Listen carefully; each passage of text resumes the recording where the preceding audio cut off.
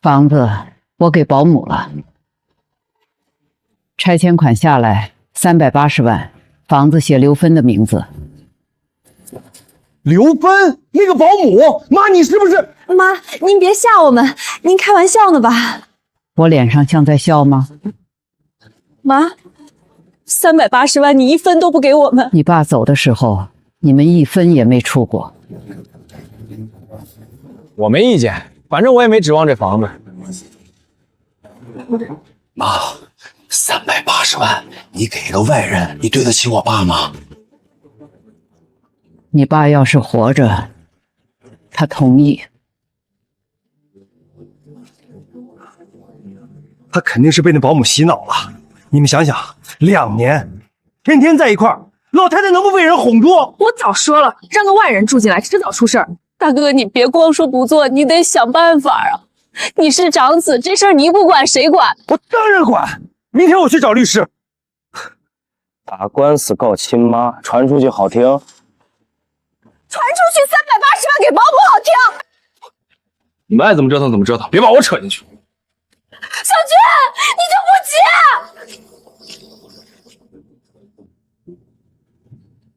你去问问咱妈到底娶没娶我。建国呀，你把后院下葬。妈，我这边工地刚开工，走不开。北江让我跟您说，丧事减半，别花太多钱。妈，我婆婆说百事不吉利，不让春生去。妈，你别怪我。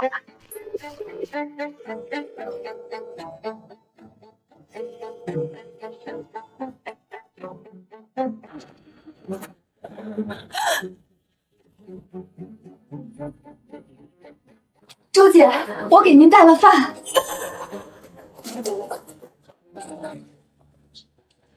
周姐，我不要那房子。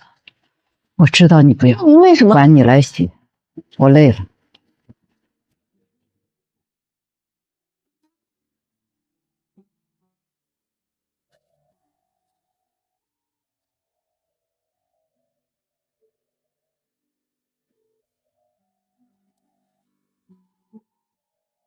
老头子，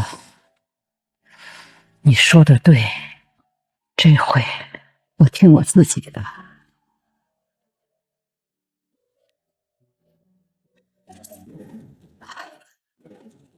老张，你帮我问问老人把房产过户给非直系亲属，子女能不能申请撤销啊？对，62脑子清楚，你先帮我查查。你慢腾腾的，你妈要是真过户了，咱一家5口喝西北风去。至于？不至于。建国，你是长子，唾手可得的380万拆迁款就要打水漂，你跟我说不至于？你让我想想。你妈那个年纪，要是有糖尿病、高血压、认知能力受损，签的合同就是无效。你想干什么？请个医生去看看咱妈，就说关心她身体。先别声张。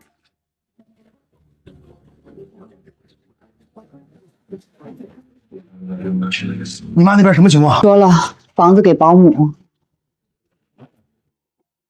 保姆，一个外人，院长，你得回去盯吧。我回去了，饭馆的活谁干？咱饭馆一年挣多少？那是380万。你别急，我妈当年让我退学供小军念书，这件事儿我一定得讨个说法。刘小军，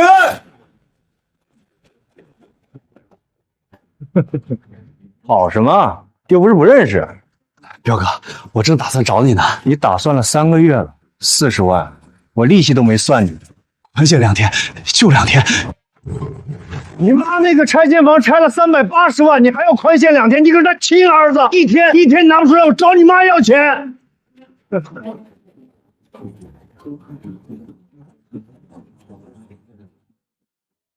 兰，听说你要把房子给保姆，我跟你说，现在的有些保姆专门骗老人的钱。奶奶，张奶奶说的保姆是刘芬阿姨吗？刘芬阿姨才不是骗子。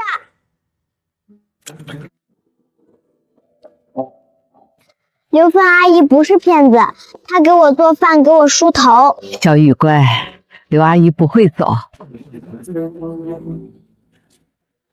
张婶儿，您是周小军的母亲吧？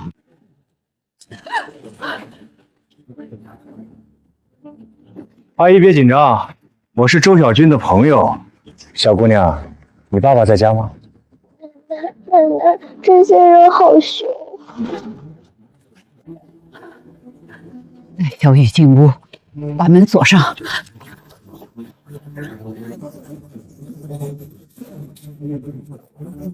他欠你多少40万整。借条呢？这是赌债，你就是去告他，法院也不受理。阿姨懂法呀？我不懂法，我懂道理。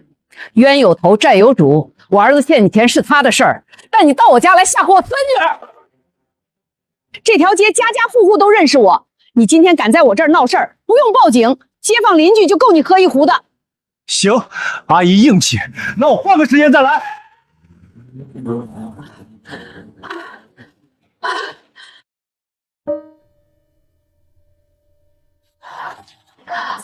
你手都凉了，我没事。奶奶，爸爸是不是做坏事了？你爸脑子不太好使。周姐，我还是走吧，我在这儿，您一家人。你要是走了，谁给小雨梳辫子？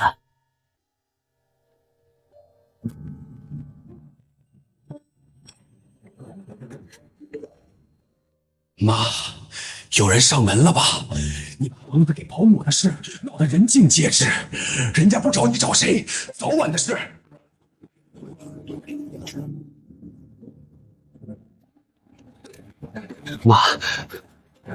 妈，我知道钱彪来过了。妈，我真的知道错了啊！知道错了就别赌了。妈，你信我，你先借我几万块把人打发了，我以后一定。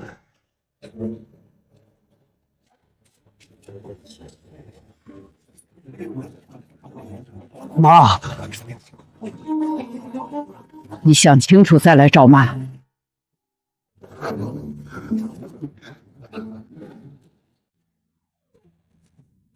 妈，我买了排骨，晚上做你爱吃的糖醋排骨。哇！哎呦，我们小雨又长高了。刘芬，忙活半天了，快过来歇会儿。今天的饭我来做。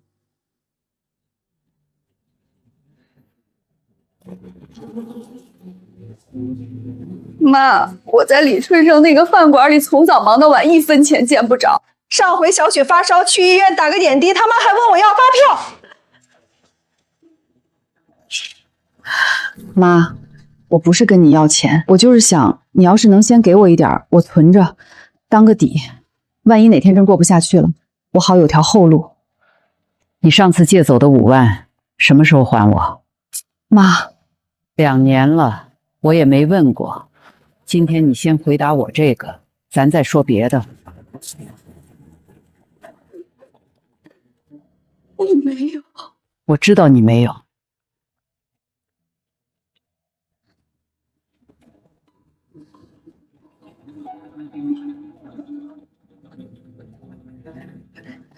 妈，今天我住这儿行吗？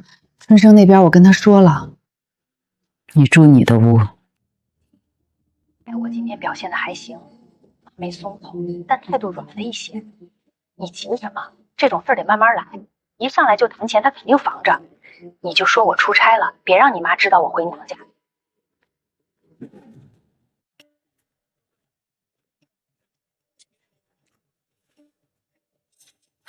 李婶儿，您说这家里多了个保姆，我这当儿媳妇的真是担心。桂兰这2年都是刘芬在照顾，有啥担心？万一老太太糊涂呢？那么大一笔钱的事情，谁敢打包票？不能吧？桂兰脑子挺清楚的。上次回去，老太太连我生日都记不住了，把我吓坏了。我先进去了，李婶，你帮我多看着点儿，有什么情况给我打电话。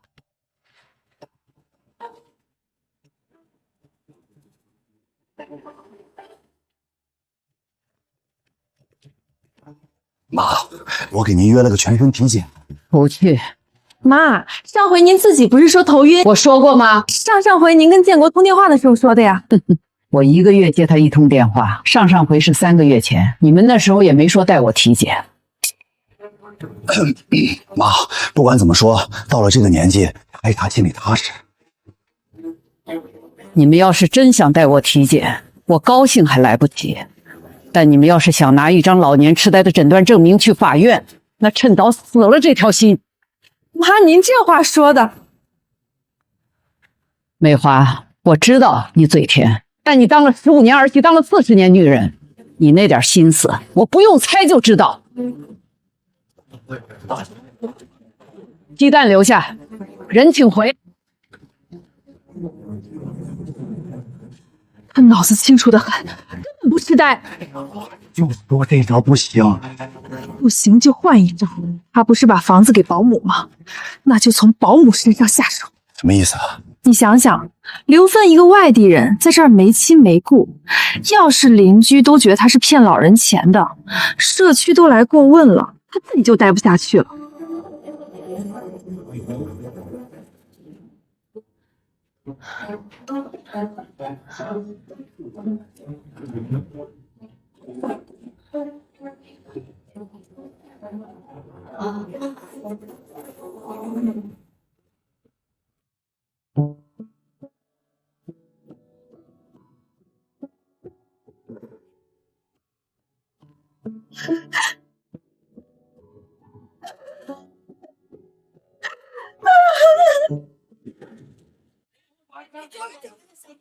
1.5块1斤。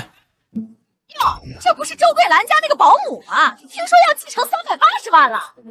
可不是，一个保姆能住进去就不错了，还想拿人家房子？没有要，你怎么过户你名字？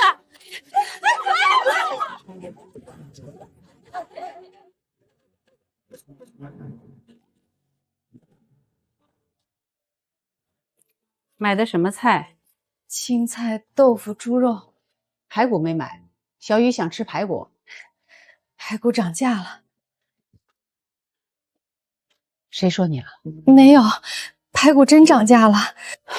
刘芬，你在我这儿2年，没拿过我1分不该拿的钱，谁爱说什么让他们说去。你要是用委屈跟我讲，不许自己憋着。王主任，我们真的是担心我婆婆。您想想，一个保姆外地来的，家里什么情况谁也不清楚，就这么把380万的房拿走了。你们的意思是怀疑老人被欺诈？不是怀疑，是担心。我妈年纪大了，上个月社区组织体检，她血压、血糖正常，问啥都清楚。那万一是那个保姆背后操纵的呢？有些人表面上看不出来。这样吧，我安排人去家访一次，了解一下情况，行不行？太感谢王主任了。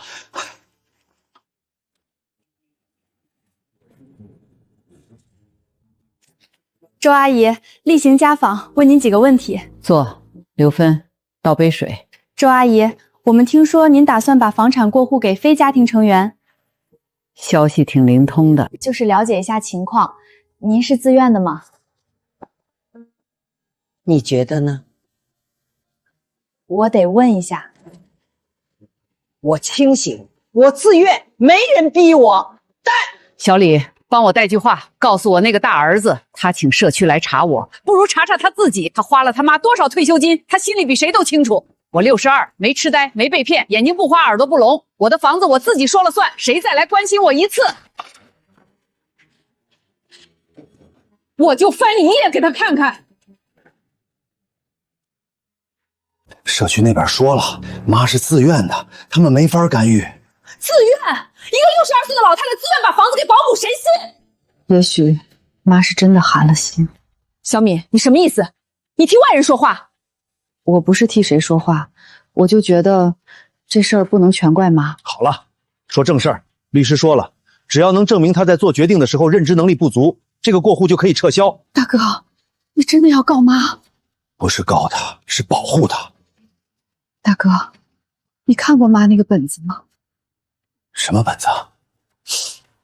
她记了一辈子账的那个本子。什么账？她把给咱们花的每一笔钱都记下来了，从你上小学的学费到小军的赌债，一笔一笔的。那又怎样？当妈的给孩子花钱，天经地义。嫂子，你知道我当年为什么没上成大学吗？爸妈凑不出2份学费，他们让我退学，把钱给了小军。妈那个本子上写着，他这辈子最对不起的就是我。380万，就算1分不给我，我也不怪他，他不欠我们任何人的。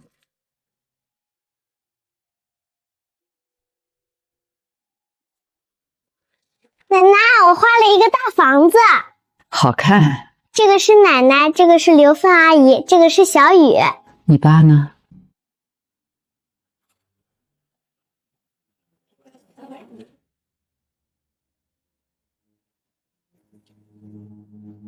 小雨，你想不想爸爸？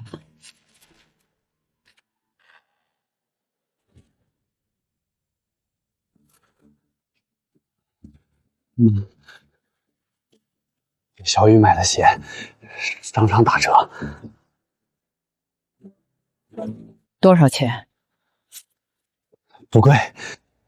你拿什么买的？哼，你先把钱标的事儿解决了，解决不了，别拿东西糊弄我。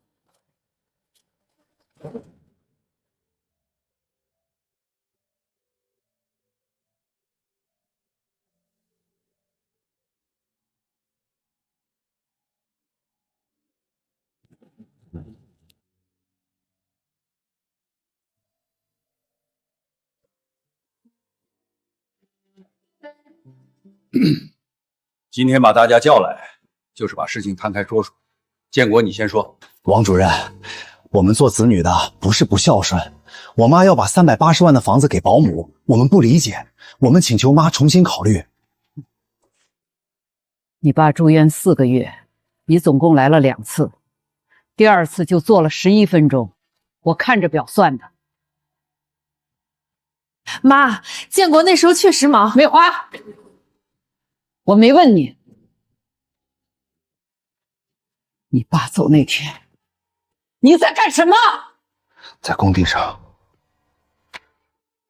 你爸最后一口气没咽的时候，你在工地上谈生意。我给你打电话，你说妈，你先处理着，我赶过来。你赶了多久？8个小时，从市里到医院10公里不到的路程，你花了8个小时。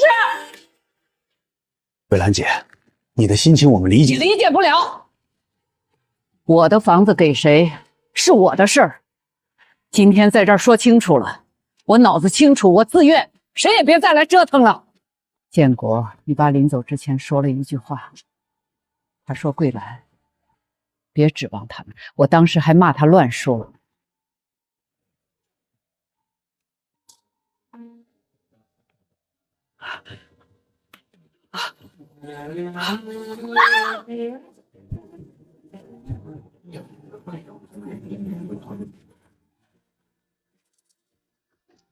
妈，5万块钱我还你，我存了2年私房钱，一共3万2，剩下的我再想办法。妈，你那个本子上写的，说最对不起的人是我。你看了？我看了。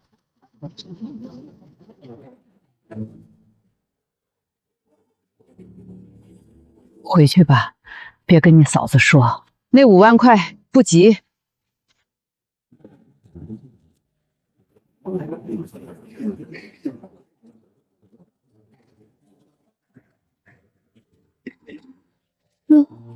喂，敷一下就好了。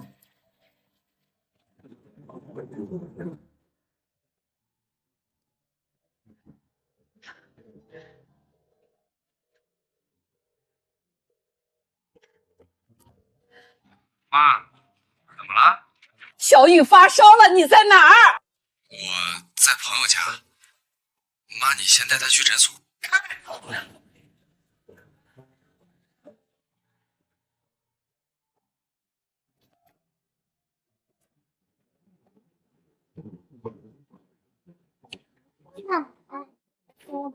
周姐，我来背，我背的。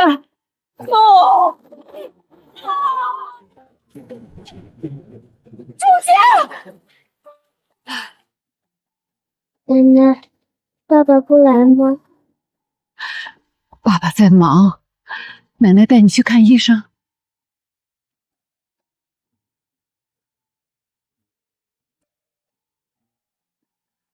扁桃体发炎不严重，消了炎就好。不过这孩子太瘦了，营养跟不上。家长呢？我就是，我说孩子的父母。孩子他爸出差了。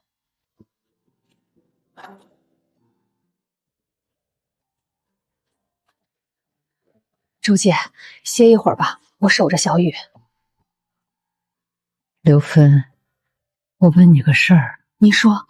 你儿子过年回来不？他说了，今年攒钱不回来。你想他不？想，但想也没用。我3个孩子都在一个城市，你说好笑不好笑？离你的还远。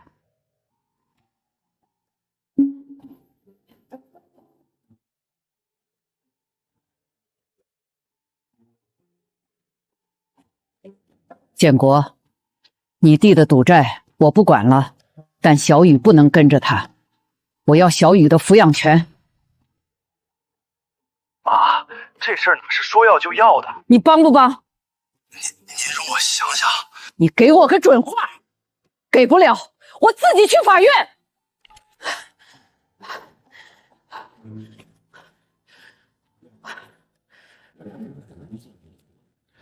妈，您说要小雨的抚养权，这事儿小军得同意。我同意什么？小雨是我闺女。你闺女发烧38度9，你在打麻将。小军，小雨跟着你，吃了上顿没下顿，你自己有数。你有什么资格说我？你连自己婆家的日子都过不明白。我过不明白那是我的事儿，我没把孩子丢给他养。都别吵了，都别吵了。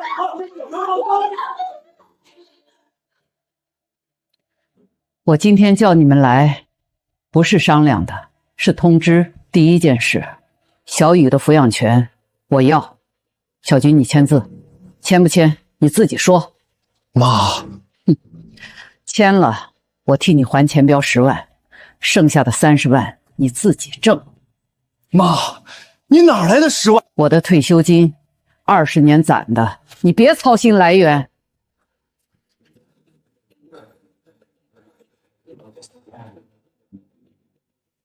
第二件事，这本账从建国上学记到去年，你们每个人花了我多少钱，借了我多少钱，承诺了什么又没做到的，都在这儿。我不是要你们还，花出去的钱我不心疼，我心疼的是你们自己看。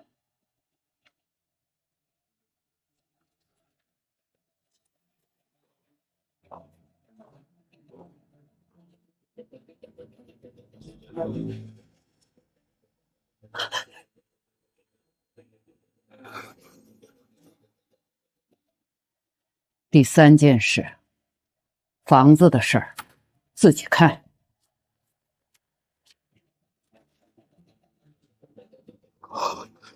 妈，这上面写的是……我从来没打算把房子给刘芬，公证书上写的受益人是小雨。380万是给我孙女的，你们3个1分钱也没有。他说什么？你小雨的380万全给小雨？他把钱给一个小丫头骗子，自己住哪儿去？谁伺候他？你们看清楚这句：刘芬作为监护人，代为管理至周小雨年满18岁管理，钱还是从保姆手里过。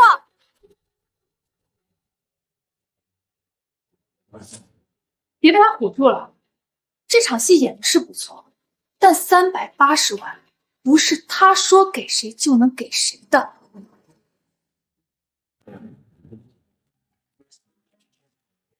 看见没有？代为管理，钱还是从保姆手里过。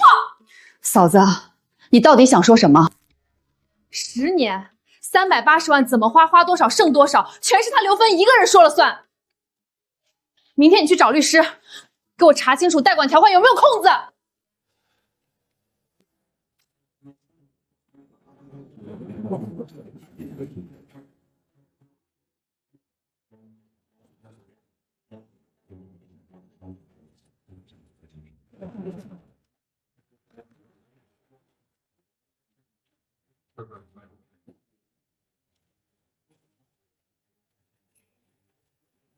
阿姨，又见面了。出去。上次看你年纪大，今天要么拿钱，要么我进去坐坐。带小雨进里屋。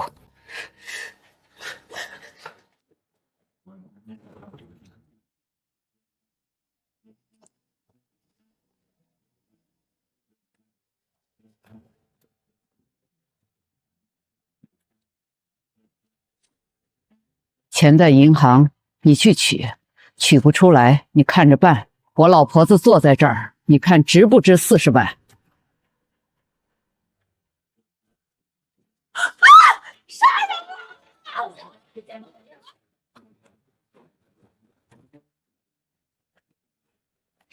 表哥，我的债你找我要，别动我嘛！你跪我没用。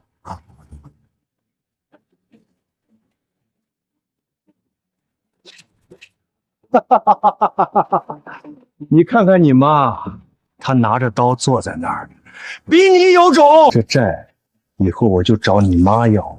走。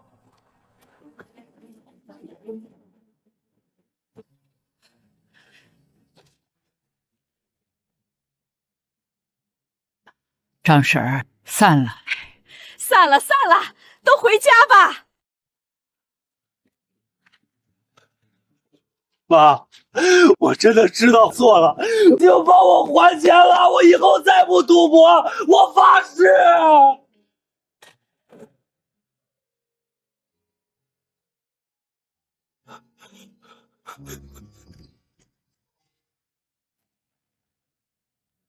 妈，原谅我吧，我绝对不会赌，绝对不会赌。签吧，签字我就帮你还钱。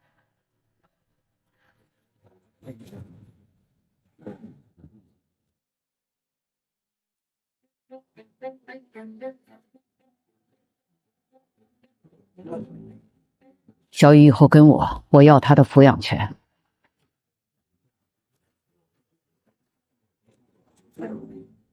签了，我替你还10万。妈，我真知道错了，那钱你帮我还了，我会想办法还你的，我真的不赌了。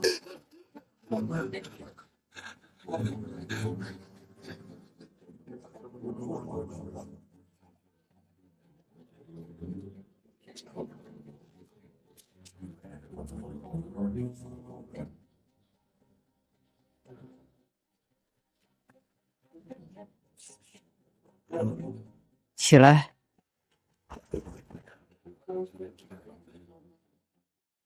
下午跟我去还钱。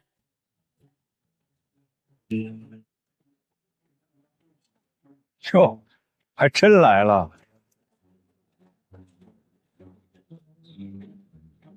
10万，数清楚。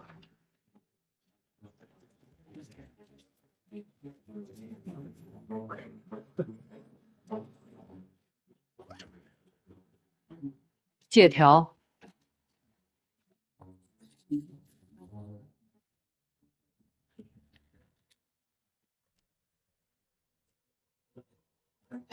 怎么还是40万？40万是本金，利息不要了。我兄弟跑了3趟，不要油钱。你妈拿刀吓我，不要精神损失费。你这是敲诈！阿姨，你去报警，警察来了也得还。借条上白纸黑字写着，是你儿子签字按的手印儿。赌债不受法律保护，可这上面写的不是赌债。再给你1个月，连本带利，换剩40万。下个月拿不出来，你有个闺女挺可爱的，我知道她在哪儿上学，拿不出来，以后我可就要去接她放学喽。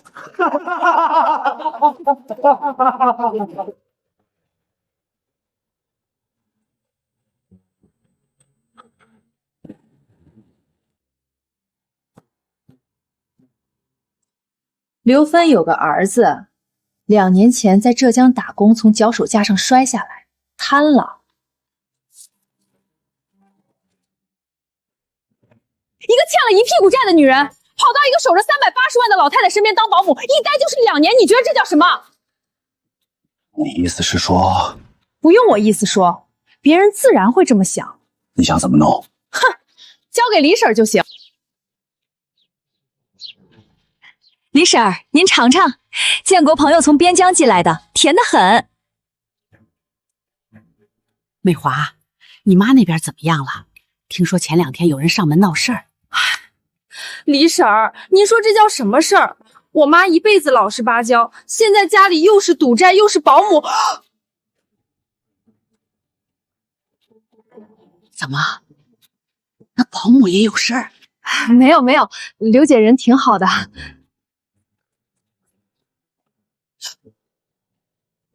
李婶儿，我就跟您一个人说，那保姆家里有个瘫痪的儿子，欠医药费8万多，我跟我妈的事儿肯定没关系。8万多，您别往外说啊，我先回去了。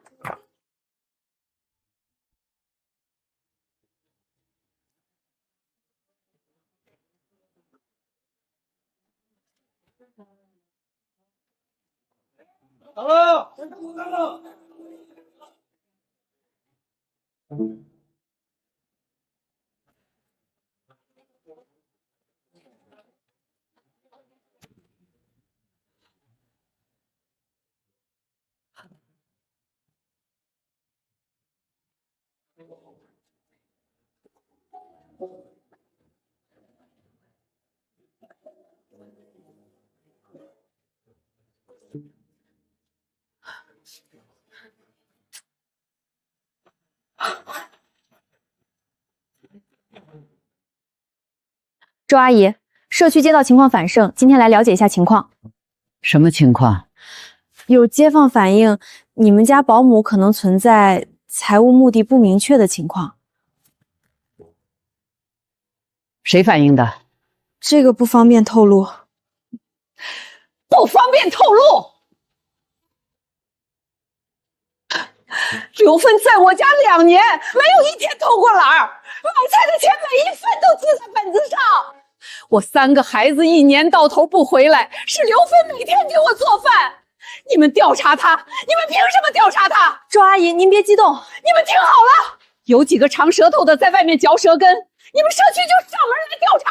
刘芬每天伺候我吃，伺候我穿，几个白眼狼在外面说人家坏话，你们就来调查他。要是以后再有人嚼舌根，我跟他没完。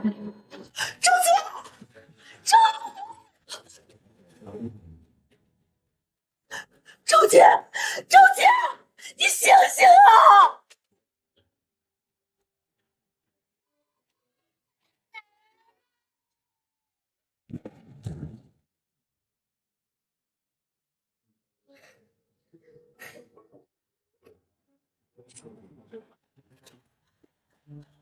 高血压危状，暂时稳定了，但必须住院观察至少1周。谁是家属？我是他家的保姆，子女正在通知。行，赶快让家属来。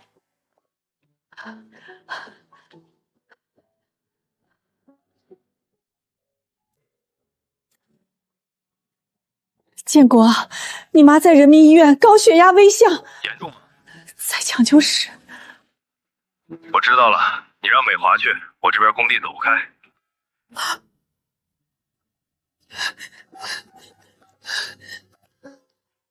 小敏，喂，是芬姐吗？怎么了？周小敏啊，你母亲住院了，高血压，在抢救呢。我马上就过去了。到了，家里有客，挂了。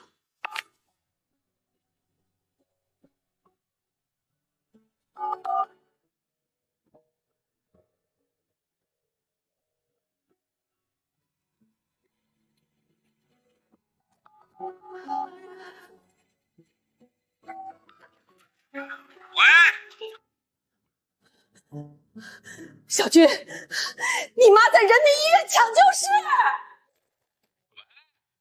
听不清，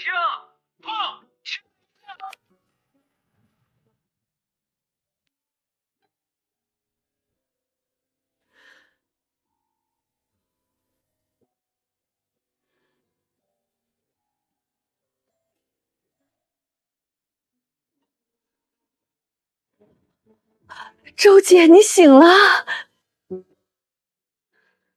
你一晚上没睡？睡了。小凤儿，我让你受委屈了，小凤儿，我对不起你。周姐，你别说了，你好养着。你醒了，感觉怎么样？好多了。您孩子没来啊？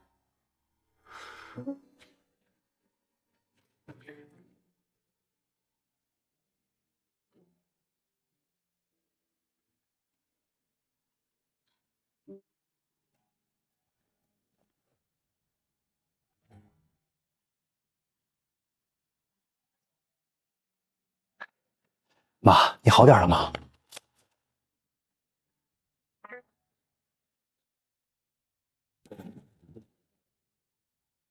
妈，您现在身体不好，380万的事儿不能拖了。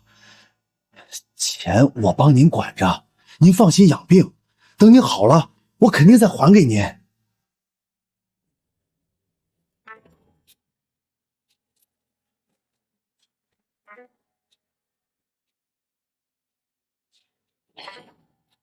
建国，这文件谁帮你写的？妈，这当然是我自己写的。是美华找律师写的吧？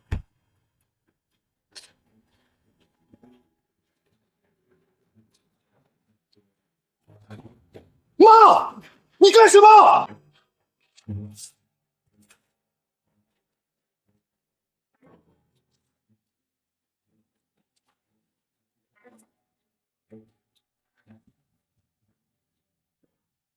你爸走的时候，你8个小时才到医院。今天我还能自己坐起来，你就等不及了。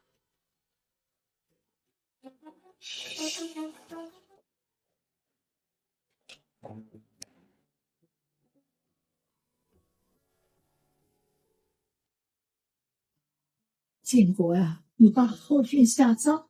妈，我这边一个工地刚开工，走不开。美娘让我跟您说，丧事减半，别花太多钱。妈，我婆婆说百事不吉利，不让春生去。妈，你别怪我。养了一窝白眼了。你要是还在就好了，你还能陪陪我。晚安。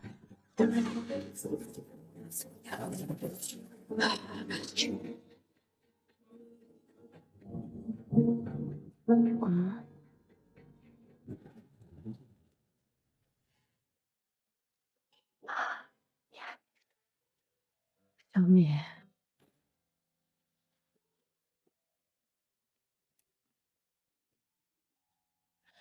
我趁我婆婆睡着，从后门溜出来的。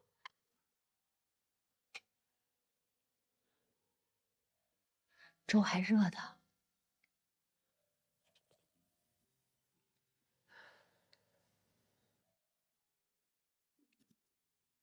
妈，我当年退学的时候恨过你。通知书来的那天，我跪在地上求你。你说小敏家里只能供一个，你是姐姐。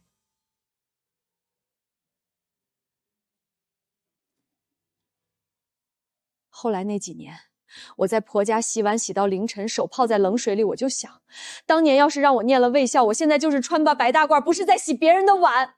我越想越恨，恨你，恨小军，恨这个家。我知道，现在不恨了，就是我现在心里还有个洞补不上。妈，对不起你，当初家里只能供一个，我选了小军，没有选你。这个洞，妈怎么想办法都会给你填上。妈在这儿。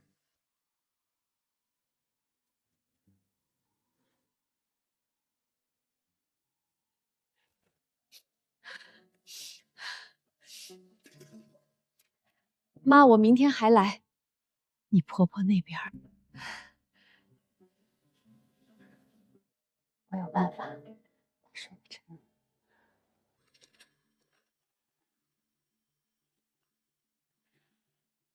小米，死哪儿去了？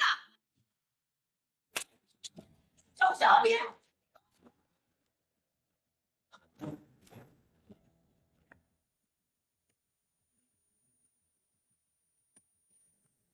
阿姨，这里是病房区，你小声一点。别碰我！周小敏呢？周小敏，你给我出！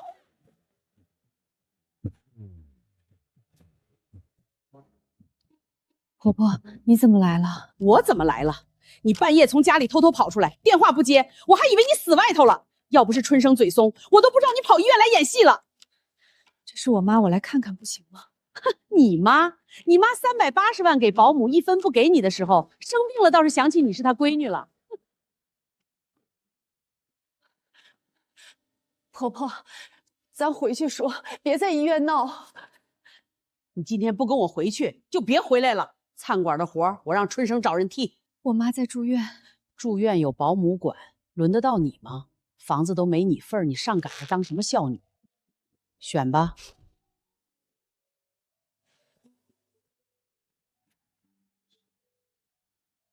妈，我明天还来。哭什么哭？我跟你说了多少次，别上赶着去铁冷屁股。他心里要是有你，房子能不给？但是我妈，我是你婆婆，你吃我家的，住我家的，半夜跑出来给你妈熬粥熬粥。你在我家什么时候起这么早做过一顿饭？喂，医生，浩浩的病情怎么样了？什么？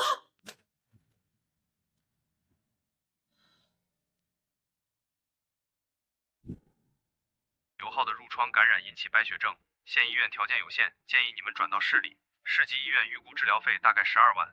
喂，刘浩家属，你在听吗？我知道了。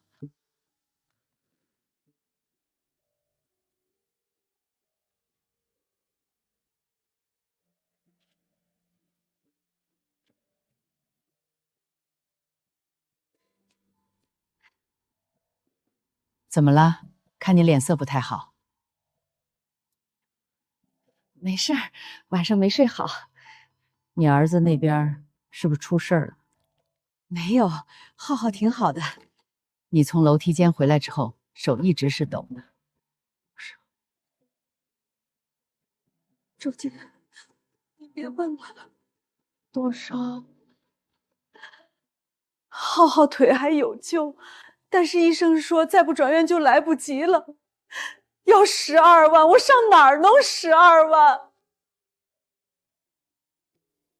周姐，我没事了，我真的没事了。你在我家3年，从来不开口求人。你儿子病成这样，你宁愿走也不跟我开口。以后要记住，你的事就是我的事。浩浩的病，我想办法。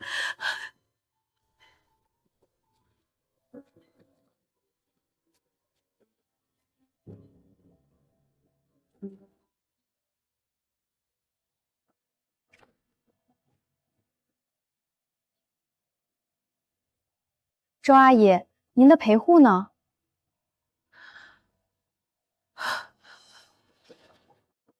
我不知道，能帮我查查他是几点走的吗？监控显示凌晨5点半走的。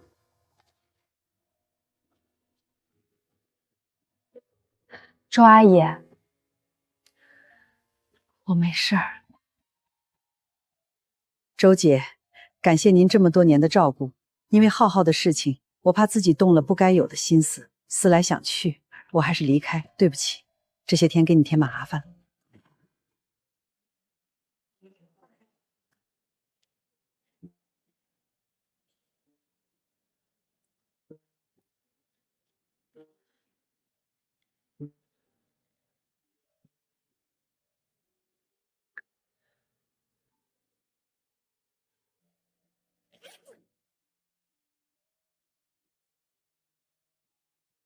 前往林州的旅客请注意，您乘坐的班车现在开始检票，请拿好您的随身物品，到检票口检票上车。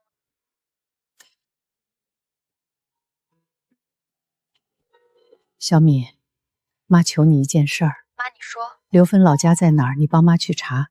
上次她寄快递的地址，你帮妈找出来。芬姐走了。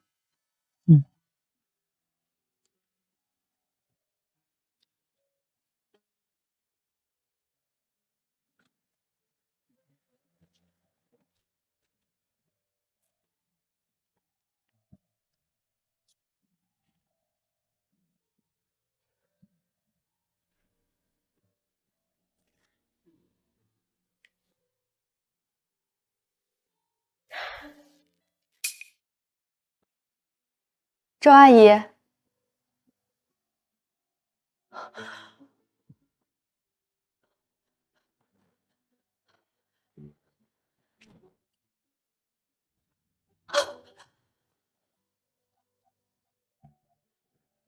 喂，请问是周桂兰阿姨的家属吗？谁？这里是中心医院，周桂兰阿姨。姚小敏。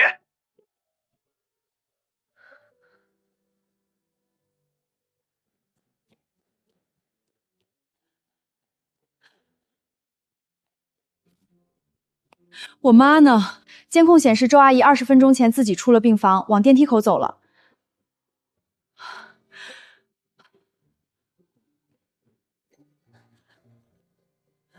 跑出去干嘛？不只知道饭店现在很忙吗？我妈不见了，我得找她。你妈，你嫁进我们家，你周家的破事儿跟我们有什么关系？我给你2个选择，要么现在立刻回来，要么你就永远不要回来了。给你3秒钟的时间，1、2。妈，我这就回去。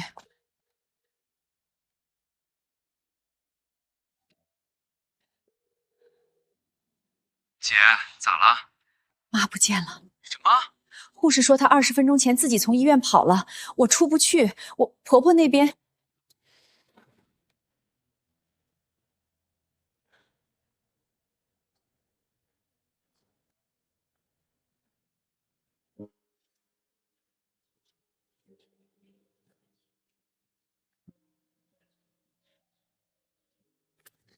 刘阿姨呢？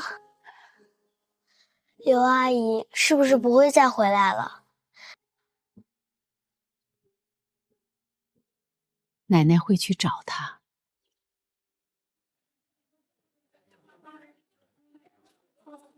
小军怎么了？着急忙慌的。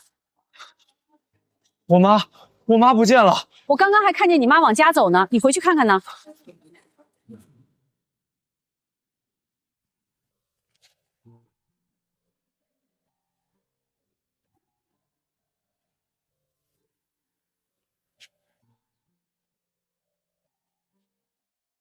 我想把陈阿姨擦掉，擦不干净。擦不干净就别擦了。奶奶，陈阿姨会回来吗？奶奶说了，咱们去找她。哎，这不小军吗？怎么了？这么着急？我妈不见了。你妈在家呢，我从那边过来，不用着急。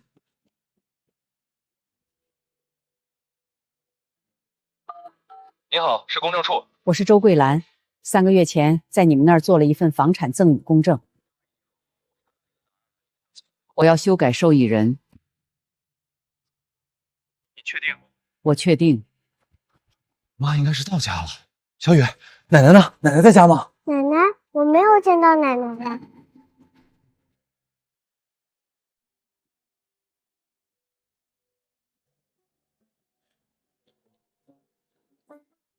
您好，办什么业务？我想问一下，这个赠与公证受益人还能不能改？可以改，您本人带身份信息到场即可办理，需要等3个工作日审核。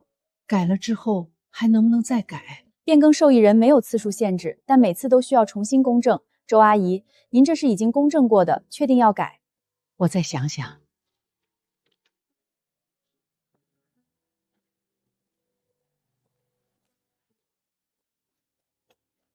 你确定是他本人？好，谢了张姐。谁啊？银行张姐说在公证处看见你妈了，在问改受理人。改受理人？她肯定是动摇了。那份公证书写的小雨，她现在想改。我去买2斤排骨，你去换衣服，今晚去你妈那儿。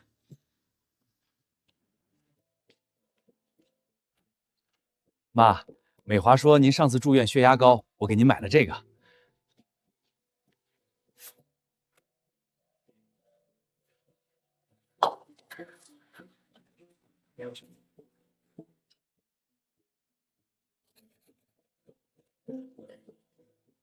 尝尝，是不是您以前那个味儿？手艺没丢。小时候您教我的，我忘不了。大爷，你今天怎么对奶奶这么好？建国，我去公证处的事只有小雨知道，你这么快就得到消息了？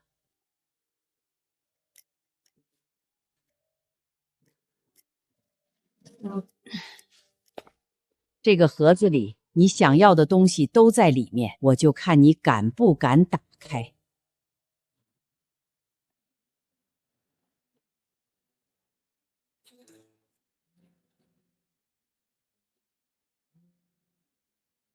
你闺女今天穿红裙子，挺好看的。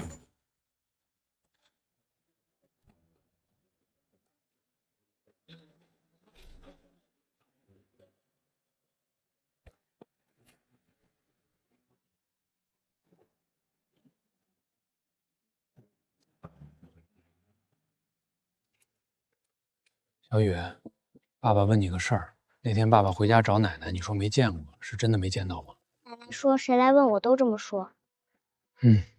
奶奶教的好。爸爸，你天天来接我，是不是又想借钱？上次你天天来，晚上奶奶就哭了。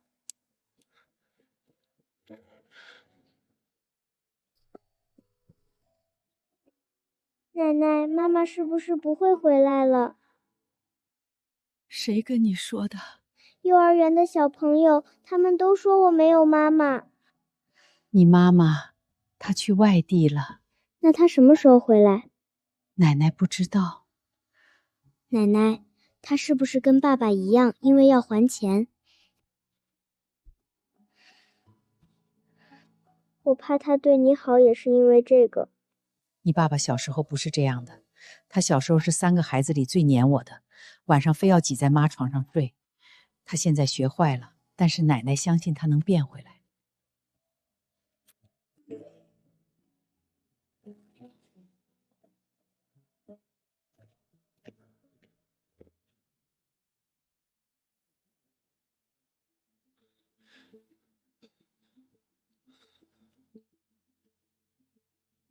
姐，今天幼儿园放学，你去接一下小雨，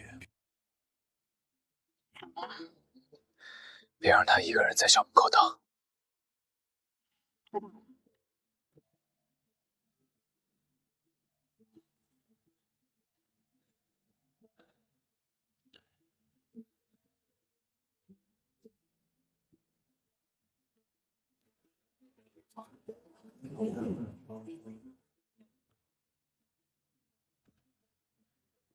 表哥，今天是别人接的小雨。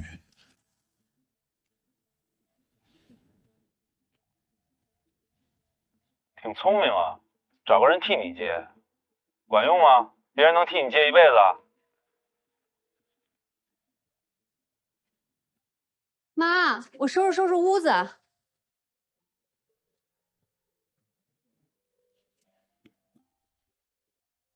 浩浩的药，本提银孙，1日3次，每次25.7元。妈妈在周阿姨家很好，周阿姨是个好人。等你好了，妈妈带你来谢谢她。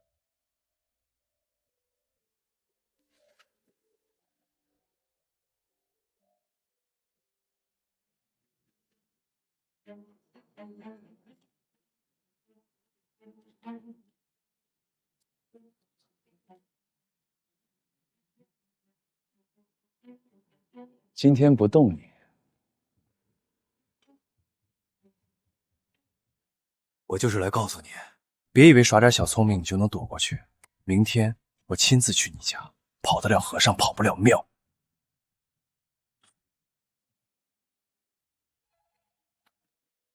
你好，城南拆迁办。我是周桂兰，长青巷17号。周阿姨您好，通知您一声，第一笔补偿款今天打款120万，3个工作日内到账，您注意查收。知道了。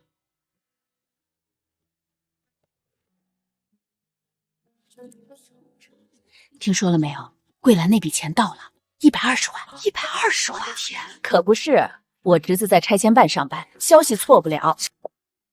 美华，你婆婆那钱到了，知道不？张嫂，您消息比我灵通。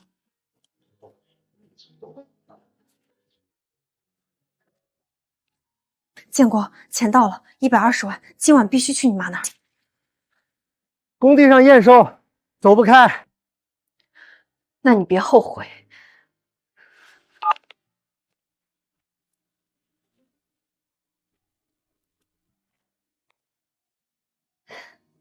妈，天凉了，给您买了套保暖内衣，阿胶是我托人从山东带的，您泡水喝。妈，您最近血压怎么样？上次住院医生说要注意什么？建国可惦记您了，天天念叨。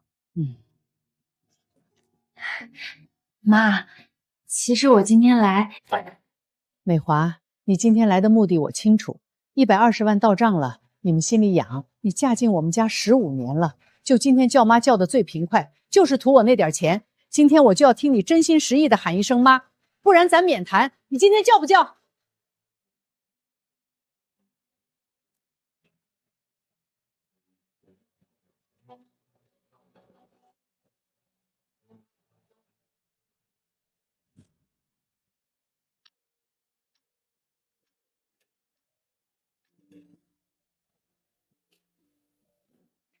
妈，我今天来不光是看您，这是我拟的拆迁款分配方案。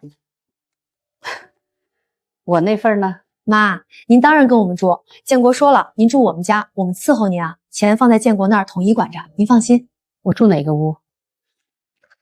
当然给您收拾一间好屋子，家里3间房呢。你们家3间房，一间你们2口子住，一间给孙子当书房，一间杂物间。让我去杂物间和那坏洗衣机住一屋。谁叫你来的？美华给我发消息，是我发的。建国，你得在场，这事儿你必须在。你愿意让我住杂物间，还是养老院？妈，我都行。你爸走的时候问你选殡仪馆还是家里设灵堂，你也是这2个字。40年了，你小时候我问你吃什么，你说都行。考大学填志愿我问你说都行，你爸的丧事我问你，你说都行。今天我问你，妈住哪儿，你还是都行。你眼里有没有我这个的妈？你有没有在乎我这个妈？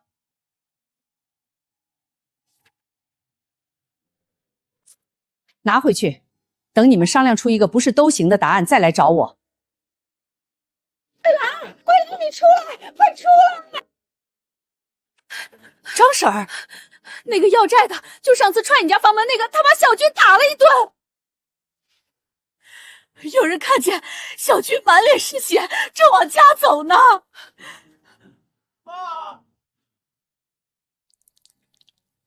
妈，你开门！妈，他们说要动小雨，妈，你开门！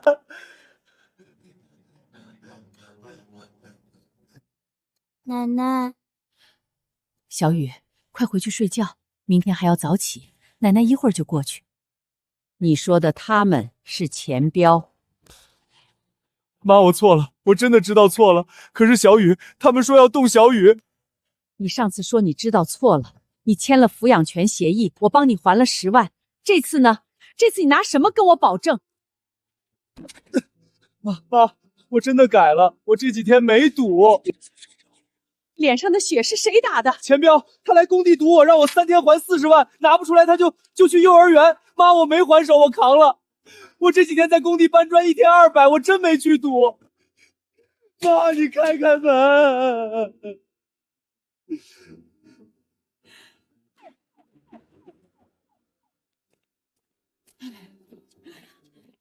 谁报的警？他被人打了。妈！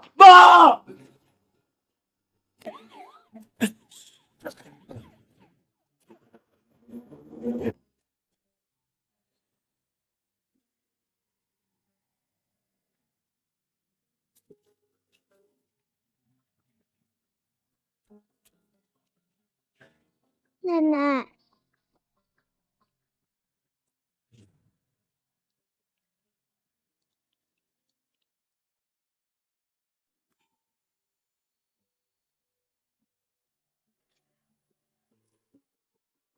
啊，钱表他给了3天，今天是最后一天。他们上次在工地打我的时候说了，下次就是去幼儿园。这次你拿什么保证？工地包吃住，工资卡交给妈，全拿来还债，40万，还完你再把卡给我。就算不为了我，为了小雨也要戒掉。明天跟我去取钱。40万，你点点。老太太的钱真是没出息，自己欠的钱还要用老太太的拆迁款。没有利息了，我们签的借条已经清了。周小军，你胳膊折了是你自己找的，咱们这下两清了，以后可要再来玩啊！你自己说的，40万按月还。我再加个条件，每天晚上回家吃饭，多陪陪小雨。妈，去收拾芬姐那屋，发现了这个。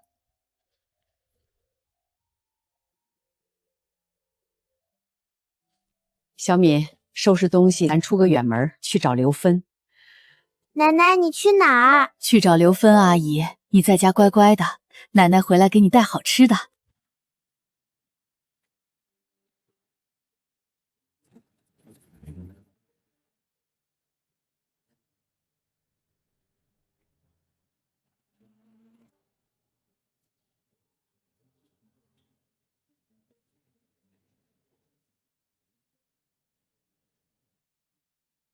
妈，这样好受不？小敏，这是你退学那年我给你织的吧？那天晚上妈织到12点，第二天一早递给你说别哭了，妈给你织了新毛衣。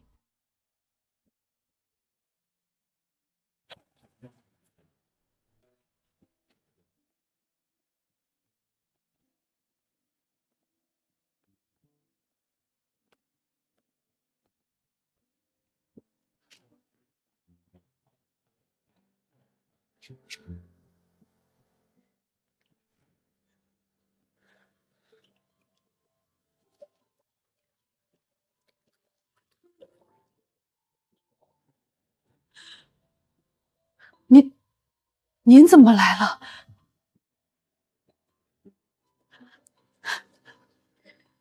您怎么找得到？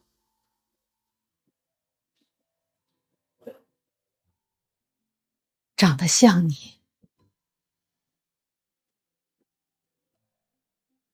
电月锅炉厂开始烧锅炉了。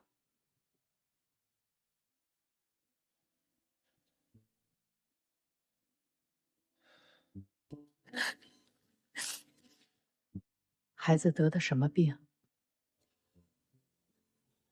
褥疮感染引起的败血症，县医院说条件有限，建议转市里。市级医院预估12万。你走的时候为什么不跟我说？周姐，您自己的事儿还没了，3个孩子还在那闹，我不能再给您添麻烦了。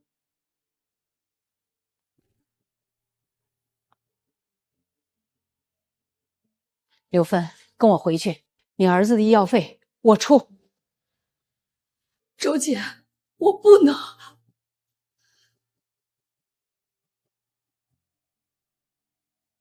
这是20万，从第一笔拆迁款里取的。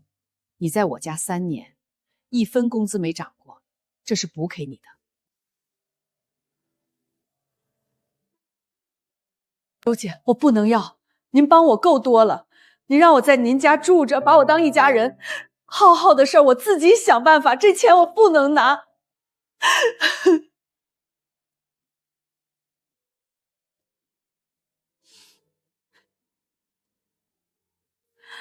浩浩，周阿姨来看你了。小芬，我等你回家。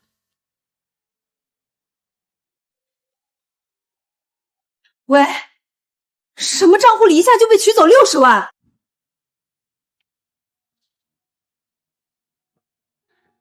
你妈那个账户120万取走了60万，昨天去了趟林州，今天刚到家，你还不知道吧？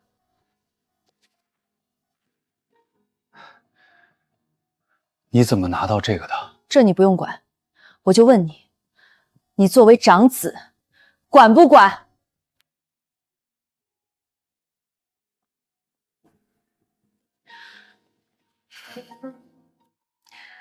我给小敏打电话。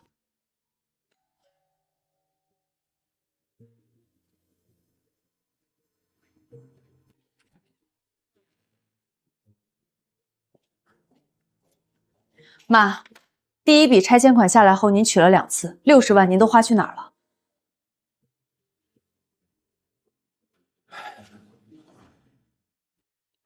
刘芬的儿子在林生县医院败血症，要转院，20万是我给的。40万呢？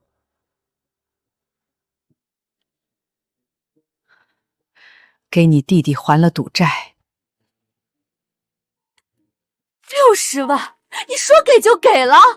我的钱，我说了算。妈，120万你拿出去60万，第2笔、第3笔到账以后呢？是不是380万钱给外人？你坐在这个屋里，3个孩子一个都不管，给保姆养儿子，给小军填赌债。给小军的是替小雨要他爸回来，给刘芬的是3年工资加医疗费，我的账本上有。 你要一页一页对。嫂子，芬姐那笔钱我去看了，浩浩是真的在住院，不是骗的。你闭嘴！你跟着你妈跑林州，回来一个字不说，你在中间装什么好人？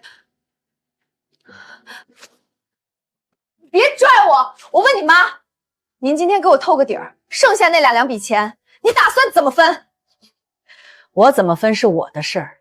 那拆迁款上写的是我的名字，这笔钱是我的，我不分就不分，你要告我去告。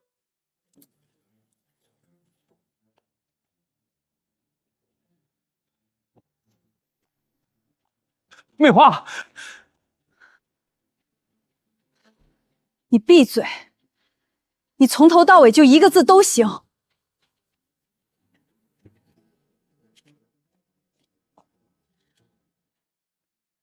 喂，赵律师吗？我是陈美华。明天上午我去你办公室，这个拆迁款我必须要分清楚。律师说了，这房子是夫妻共同财产，爸不在了就得按继承场走。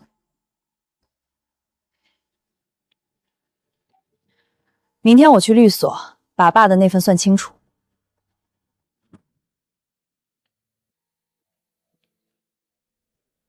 妈，我就把话挑明了。 这房子是您和爸的共同财产，爸的那一半，我们3个孩子每人都有份儿。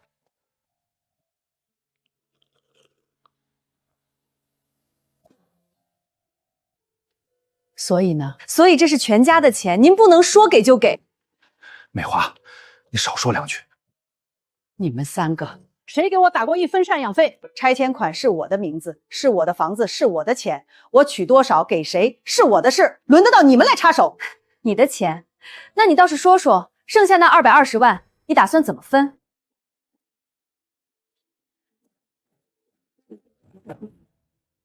你们不是要算账吗？这本账我从建国上小学记到去年，30年，每一笔你们花我的钱、借我的钱，承诺了又没做到的，都在里面。建国，你3年前偷拿我养老金，我存折取了3万，我没报案。小敏，你说在婆家不好过，借了5万，5年了，没提过一个字。小军不在，他的账我替他记着，10万加这次的30万，一共40万赌债。今天之前，我没跟任何人算过这笔账，但我一笔笔都记着。要看，你先回答我一个问题。你嫁进周家15年，有没有一次不是为了钱走进这个院子？我只是为了这个家。你说不出来，我替你说。你进门从来不空手，阿胶、保暖内衣、降压药、排骨。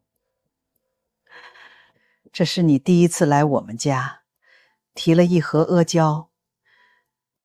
你说妈，我想跟建国结婚，你帮我们凑个首付。第2次拿了2瓶蜂蜜，你说妈，我们想换个大房子，您把老房子过户给建国吧。上一次你带了排骨，你说妈，您签个委托书，让建国帮您管拆迁款。你每次进这个院子，手里每次都提着东西，哪次不是带着目的？建国，你呢？你老婆搭不上来，你替她说。妈，你也搭不上来。不光她没真心把我当过妈，你也没真心把我当过妈。需要的时候是妈，不需要的时候就是都行。这本账，从你上小学记到去年，你爸住院那4个月，你来了7次，最短的一次做了11分钟，我看着表算的。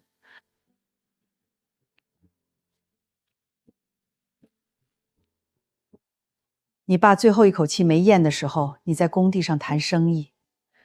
我给你打电话，你说妈，你先处理着，我赶过来。你赶了8个小时，从市里到医院打车40分钟，你花了8个小时。建国，你眼里有没有我这个妈？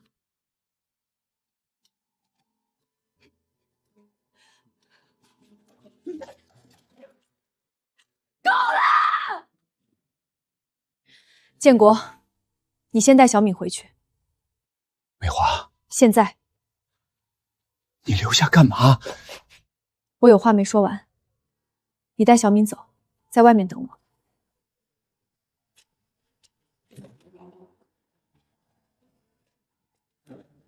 妈，现在就咱俩了。今天你把账本翻开，把建国说哭了，把小敏说跪了，把这个家里每个人的旧账都翻了一遍。这账你记了30年，谁欠你多少钱，谁对不起你多少次，谁让你心寒了多少回，白纸黑字一笔不落。那你告诉我，你记这些是为了什么？是为了让我们知道我们有多不孝，是为了证明你这一辈子有多委屈，还是为了你今天把我们一个一个数落完，你是解气了？你把这380万给了保姆，给了孙女，1分不给我们，你是解气了？但你的儿子、你的女儿从此以后在这个院子里，美华，你今天就是为了说这个？我是来告诉你一件事，赵律师说了。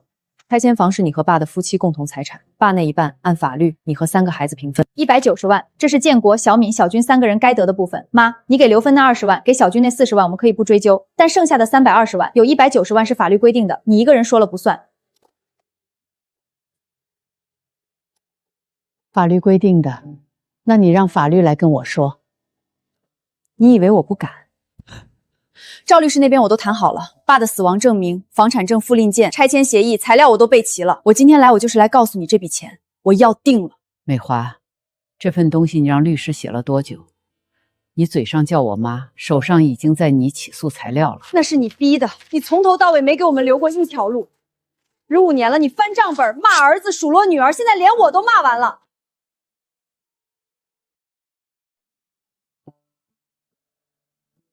美华，你每次来，我都知道你是为了什么。你送的不是东西，是价码。我送的东西你一样没动过，你不拆不穿不吃，你留了15年。你知道我为什么不用你送的东西吗？你第一次来提了一盒阿胶，你说妈，我想跟建国结婚，您帮我们凑个首付。第2天我打开，发现里面塞了张纸条，上面写着你想要的钱。后来你每次来带的东西越来越贵，提的要求越来越大。我收下东西，等你走，我把东西放进柜子，锁上门。你留着这些东西，是想等哪一天拿出来给我看，是不是？我是不敢拆，我怕拆开以后里面又塞着一张纸条，你让我信你什么？你要去告我，你拿着律师函来跟我说190万是法律规定的。你今天把东西带回去，你想分多少钱，上法庭去要，但你以后别再叫我妈了。好，周桂兰，我嫁进你们周家15年，你防了我15年，从今天起，你不用再防着我了。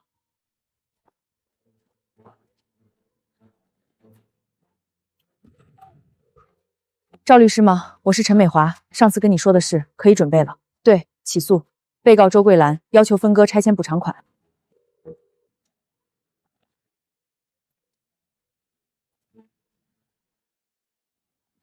你跟妈说了什么？说了该说的。什么叫该说的？你妈把60万取出来给了保姆和赌鬼，我问她剩下的钱怎么分，这叫不叫该说的？大哥，我想进去看看妈。让妈休息休息吧，明天再来。周建国的资料我都有。陈女士，我再说一遍，起诉分割周德厚的遗产部分，原告必须是法定继承人，也就是你丈夫周建国。他同意。起诉状需要他本人签字。给我一份空白的，我带回去让他签。陈女士，你确定你丈夫知道他签的是什么？他知道。累成这样，验收站了10个小时。建材店那边有份供货合同，今天催着签，你看看。跟哪家的？老赵那边介绍的，条款我都看过了，没问题。明天再说，先眯一会儿。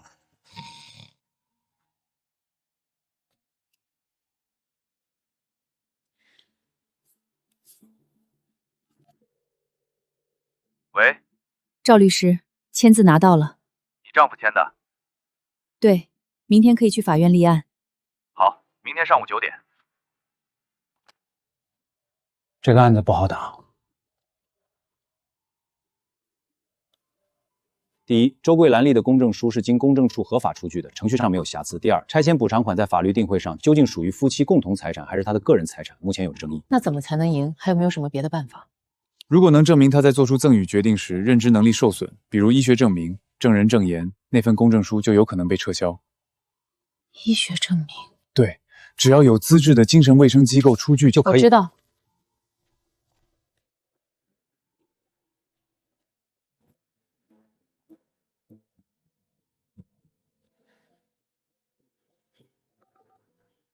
张主任，我是陈美华，上次跟您咨询过的关于我婆婆的精神状态鉴定，我想再详细了解一下流程。由家属提出书面申请，再经过社区确认，才能进入鉴定程序。家属签字就行，配偶或成年子女都可以。在申请之后，被鉴定的经人需要配合做一系列测试，如果不配合，我们也没办法。他不会配合的。那就需要社区先排查，确认有疑似症状了。陈女士，你婆婆平时有没有表现出记不住事儿、情绪波动大、被害妄想之类的？有，记忆力不好，连我生日都记不住，还总觉得我要害他。那你们先走社区申请，社区盖了章再联系我们。好，谢谢张主任。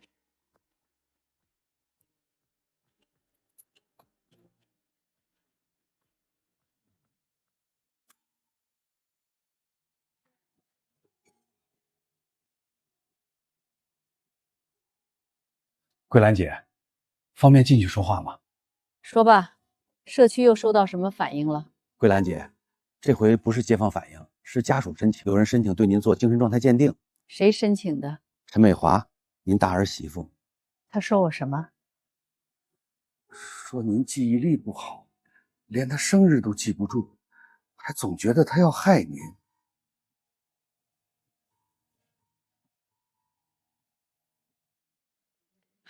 小敏，你妈做成鉴定，你知道吗？什么？社区老王说的，你嫂子陈美华申请了，说你妈脑子不清楚，这不是要把人往精神病院送吗？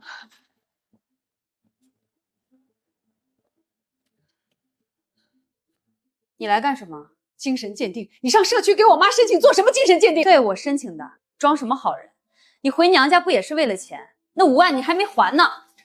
3万2，我存了2年私房钱，今天我就还给你。还了5万又怎么样？你妈380万1分没给你，你还不是什么捞不着？大嫂，我穷，我在婆家吃人家的饭，洗人家的碗，我没钱。但是我妈住院的时候，我半夜从后门溜出去给她熬粥。你呢？你的每样东西后面都跟这个要求。你以后再打我妈的主意，我跟你没完。陈美华女士吗？我是社区老王。关于您申请对周桂兰做精神鉴定的事，经过社区日常观察，被鉴定人认知能力正常，无鉴定必要，申请驳回。精神鉴定被驳回了。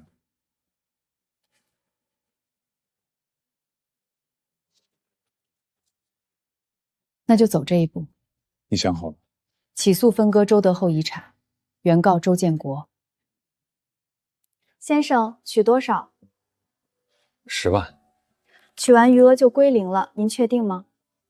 确定。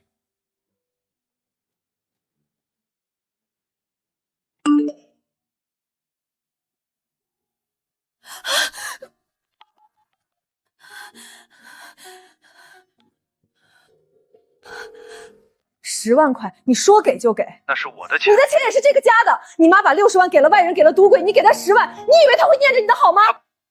不用念着我什么。你欠她什么？你欠她什么？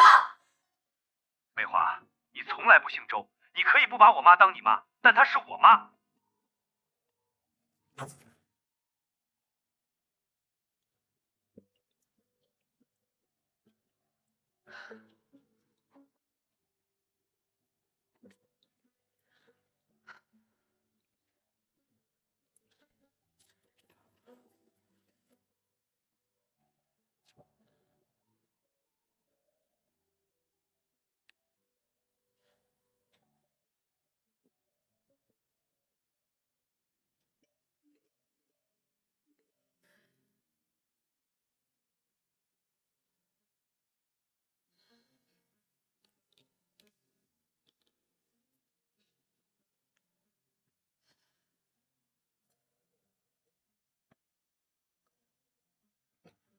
朱桂兰女士，通知您第二笔补偿款130万已打入您尾号6632的账户，请注意查收。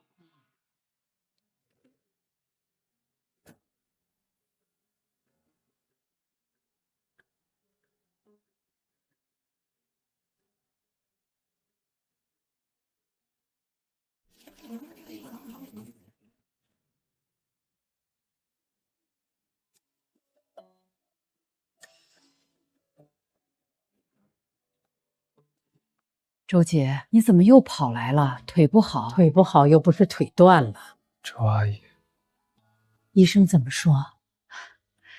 康复科评估了，说神经有反应，有望拄拐走路。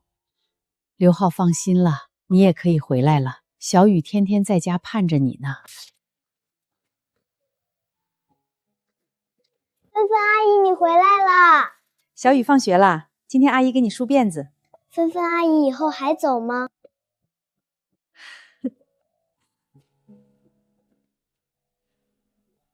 不走了。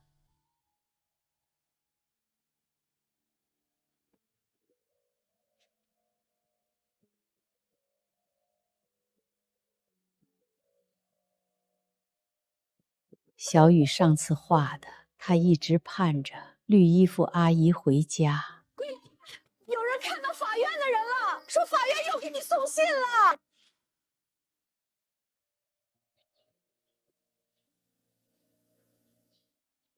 周桂兰女士，我是。法院传票，请您签收。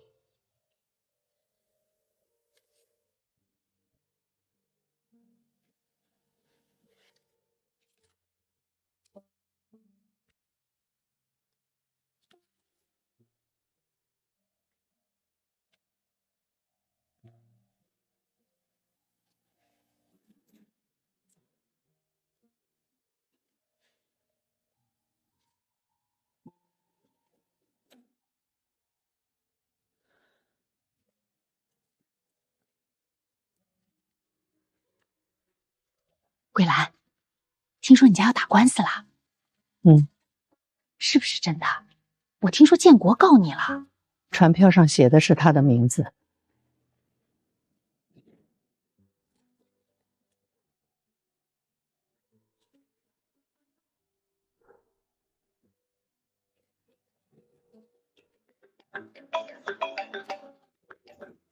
张婶儿，怎么了？建国，听说你告你妈了，传票都到了。什么传票？法院传票，你妈亲口说的，你告她分割你爸遗产。建国，你怎么能这么干？什么？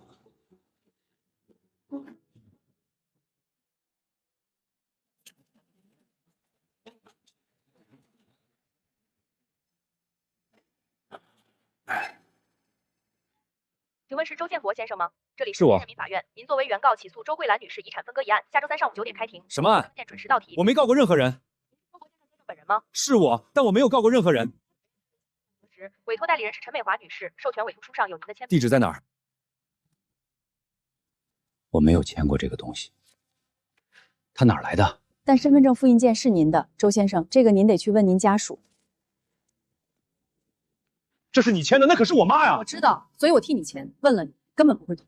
我们过了15年，做这种事儿你就没想过问我一句，凭什么替我做决定？凭我是你老婆，凭你妈15年没正眼看过我，380万你一分都拿不到，撕了也没用，案子已经立案了。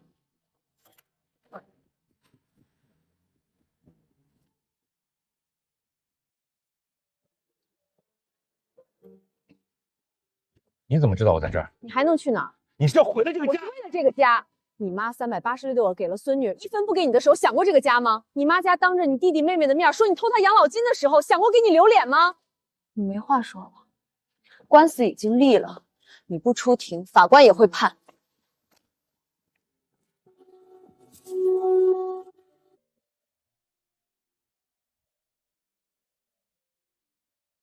奶奶，法院是什么地方？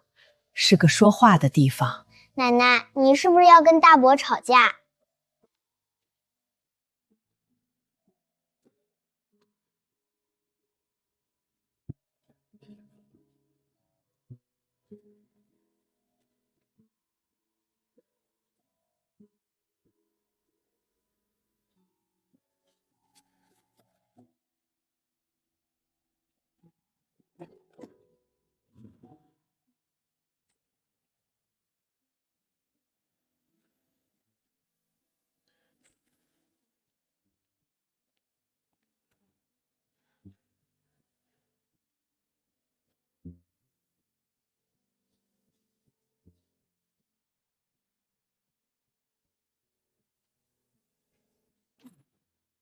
现在开庭，审理原告周建国诉被告周桂兰分割被继承人周德厚遗产一案。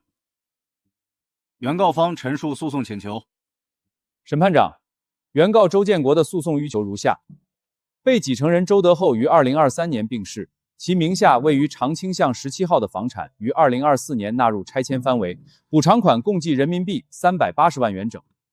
该房产系周德厚与被告周桂兰婚姻存续期间取得，属夫妻共同财产。周德厚先生去世后，其享有的50%份额及190万元，应作为遗产，由第一顺序继承人共同继承。原告请求法院依法确认各继承人份额，判令被告返还相应款项190万元。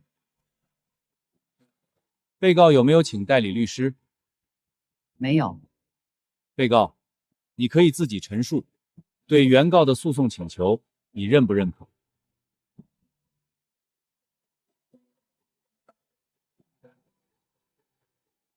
法官，这本东西我记了30年，每一笔给他们花的钱、借的钱、欠的钱都在里面。今天我不请律师，我就用这本账本给自己辩护。被告，你可以陈述。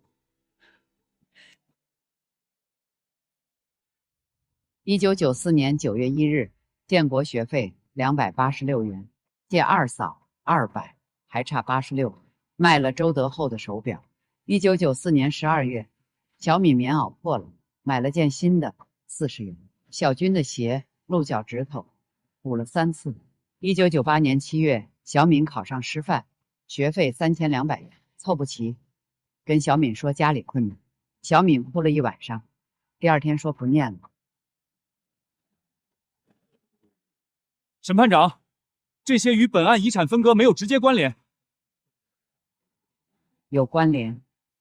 2023年，德厚住院4个月，建国来了2次，最短的一次坐了11分钟。他爸最后一口气没咽的时候，他在工地上谈生意。我打电话，他说：“妈，你先处理着，我赶过来。”40分钟的路，他花了8个小时。他告我分割他爸遗产。法官，遗产是他爸留下的房子，房子拆了，钱在我手里。可这笔钱里有我30年的心血，给他交的学费，补的衣服，卖的嫁妆，凑的医药费。他爸活着的时候，他没想过遗产，他爸走了，他想起来了。他想起遗产的时候，有没有想过这30年他妈还活着？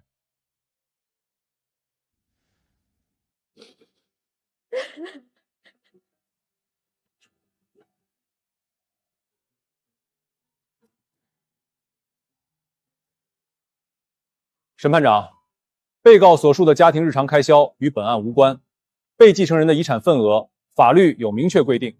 被告将全部拆迁补偿款通过公证书形式赠与案外人，是单方面处置共同财产的行为，侵害了其他继承人的合法权益。更何况，原告方有充分理由怀疑，被告在做出该赠与决定时，精神状态是否具备完全民事行为能力。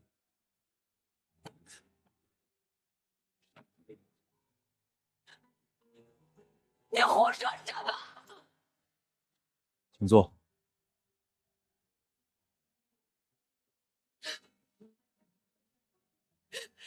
你说我脑子不清楚？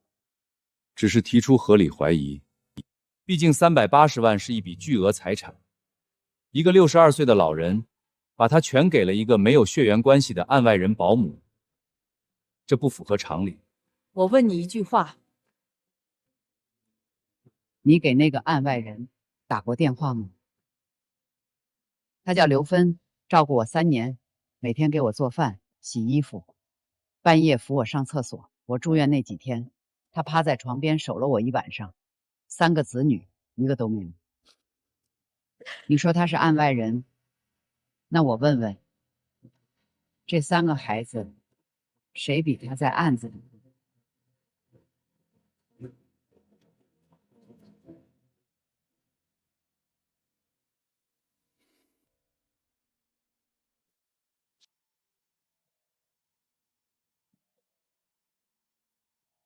你说跟遗产没关系，那我就说说有关系的。2020年3月，德厚工资4200元；2020年6月，德厚工资4200元；2020年9月，德厚工资4200元。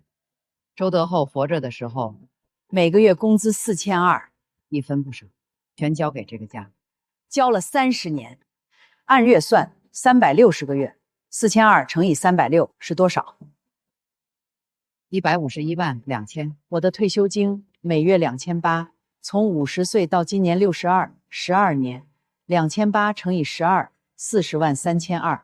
你帮我算算，这些钱花在哪儿了？2005年8月，建国开建材店给了3万，存折上剩800。2010年3月，小敏生小雪给了5000。2018年11月，小军欠赌债，第一次帮忙还2万。这191万，我跟他爸30年全都给了这个家，给了这3个孩子，一分都没留给自己。现在他爸走了，房子拆了，380万，你们说是夫妻共同财产，他爸那一半是190万，该分。那我问一句，他爸活着的时候，这30年交给这个家的191万，算不算？谁分给我们？再说赡养费，你建材店月收入12000，15年你没给过妈一分赡养费，我按最低标准算，每月1200，15年12个月，一年14400，就是21万6千。你偷拿我养老金存折那次3万，我没报案，加在一起24万6千。还有小军、小敏，法官，我不跟他们算赡养费，花出去的钱我不心疼。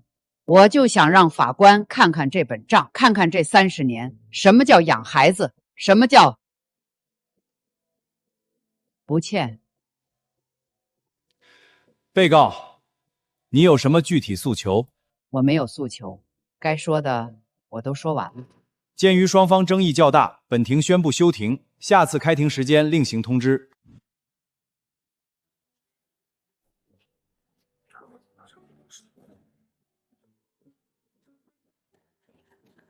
嫂，你太过分了！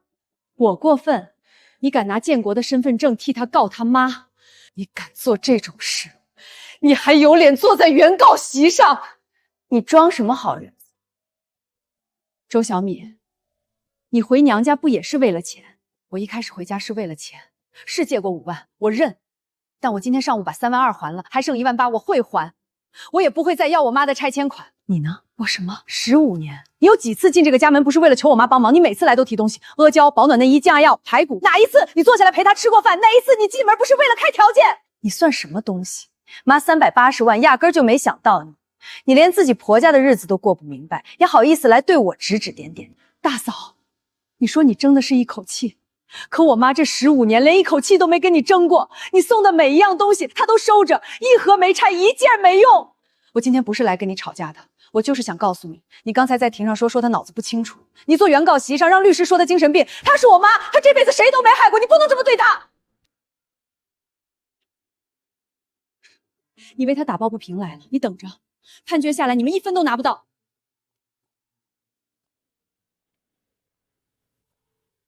小军，姐以后不跟你争了，妈给我的那3万2我还了，剩下的我自己挣。你在工地上别太累。姐，我也不赌了。周建国先生，通知您周德厚遗产分割案下次开庭时间为下周4上午9点，请您作为原告准时到庭。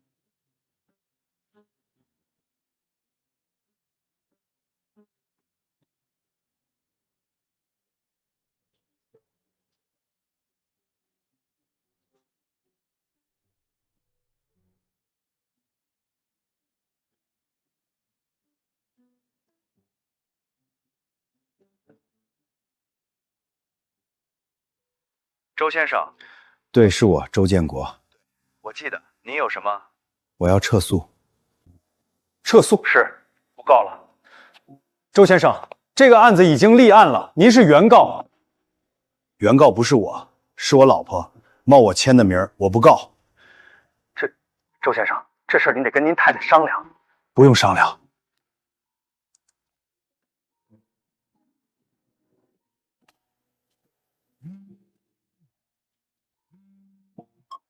喂，你撤诉了。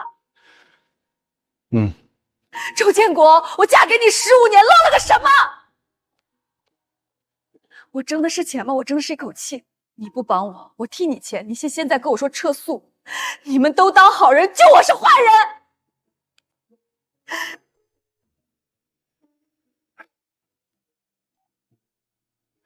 妈，对不起，妈，是我糊涂，我已经撤诉了。陈女士，周建国撤诉了，后续如果还想主张权利，可以重新。不用了。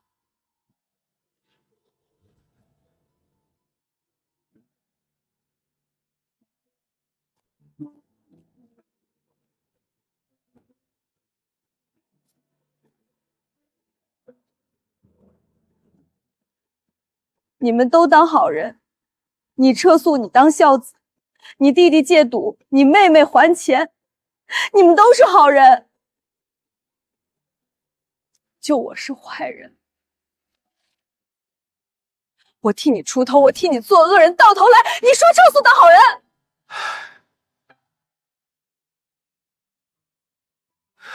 回家吧。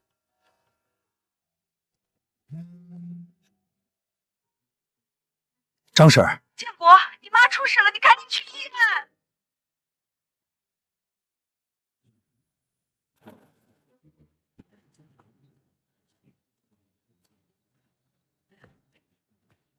初步检查是中风前兆，如果再晚半个小时就是脑出血。你是家属？我是他家的保姆，子女正在通知，尽快通知家属，病人不能再受刺激，会有生命危险，懂了吗？懂了，懂了。阿姨，我妈怎么样了？中风前兆，医生说再受刺激就是脑出血，不能再让她出现情绪激动了。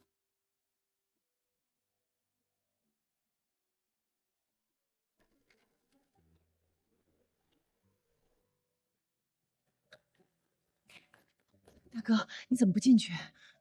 我没有脸见妈。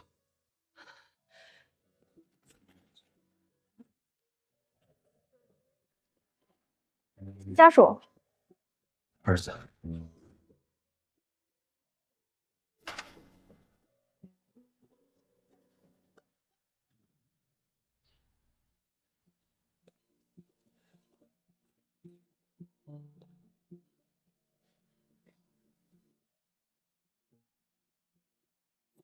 周阿姨，今天好多了，血压降下来了。护士，想麻烦你一件事。您说。用你的手机帮我录一段视频，我说你录。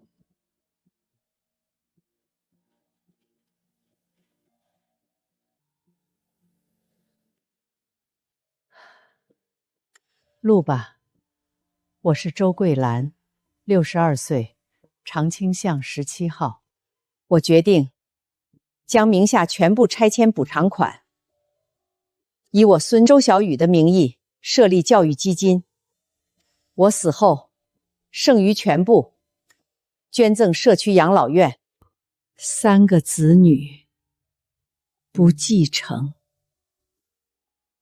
录完了。周阿姨，这个视频您要发哪儿？发给我3个孩子。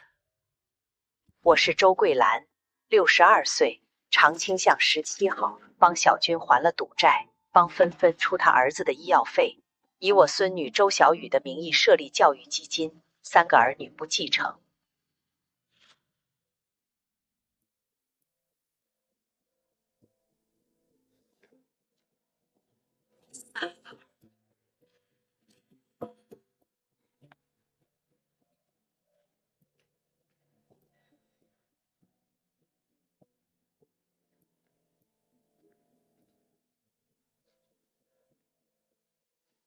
进去吧。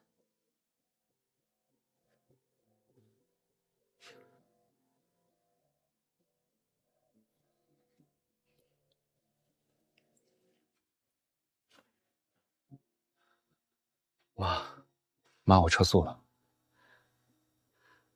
不是我告的，是美华，她拿我的身份证，我不知道，我没有脸见你。爸走的时候我说都行，你住院的时候我说都行。美华敢拿我的身份证，也是因为知道我只会说都行。妈，我对不起你。建国，你说你撤诉了，是你自己做的决定。你40年有几个决定是你自己做的？今天你做了一个，你做的对。建国，小时候我问你吃什么，你说都行；考大学填志愿，你说都行；你爸的丧事问你，你说都行。今天你来了，是你自己来的。你撤诉，是你自己决定的。这个决定做得对。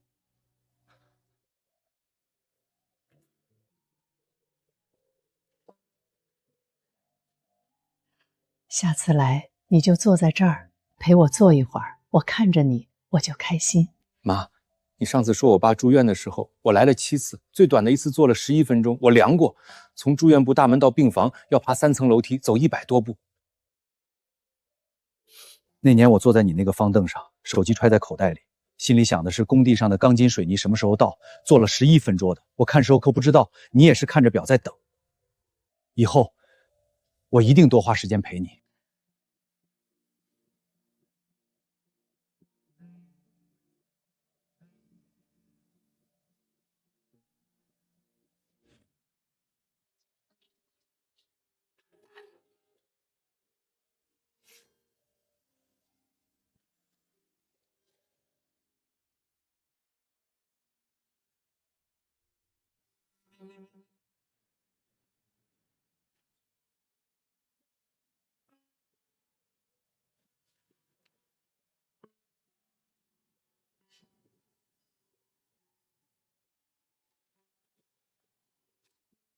入股，你知道这2个字是什么意思？知道，以后食堂的账我也能看。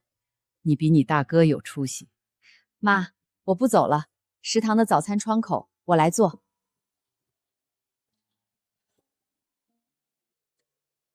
周小军，今天最后一车了，歇完下班。哎。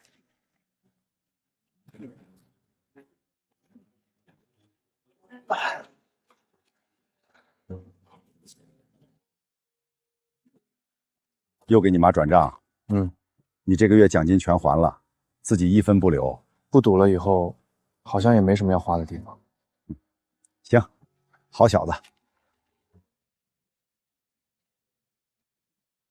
你妈把380文全安排了，小雨教育基金、保姆赡养补偿、社区老年食堂，1分没给你留。我走了，你也要为自己想想。我嫁给你15年，连你妈一张好脸都没落着，现在和你妈也撕破脸了。给你的，你好自为之吧。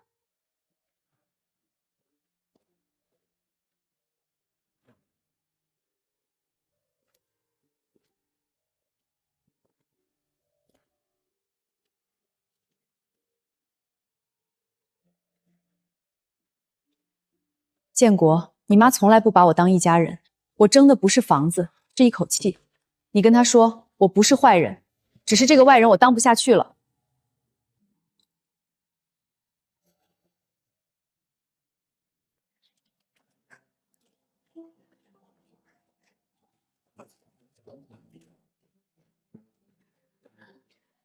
你什么时候回来？昨天把屋里擦了一遍，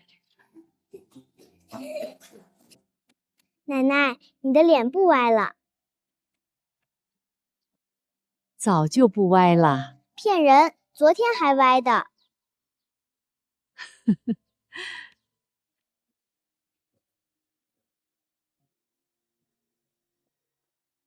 谁送来的？建国昨天晚上来的，带了一盆绿萝放在你窗台上。小敏早上来的，带了包子。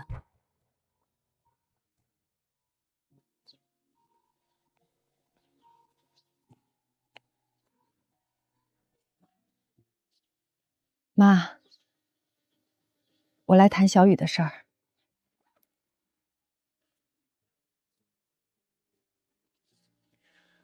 周桂兰女士，这是我的陪托人赵丽女士的起诉书副本，来谈周小雨的抚养权变更的事情。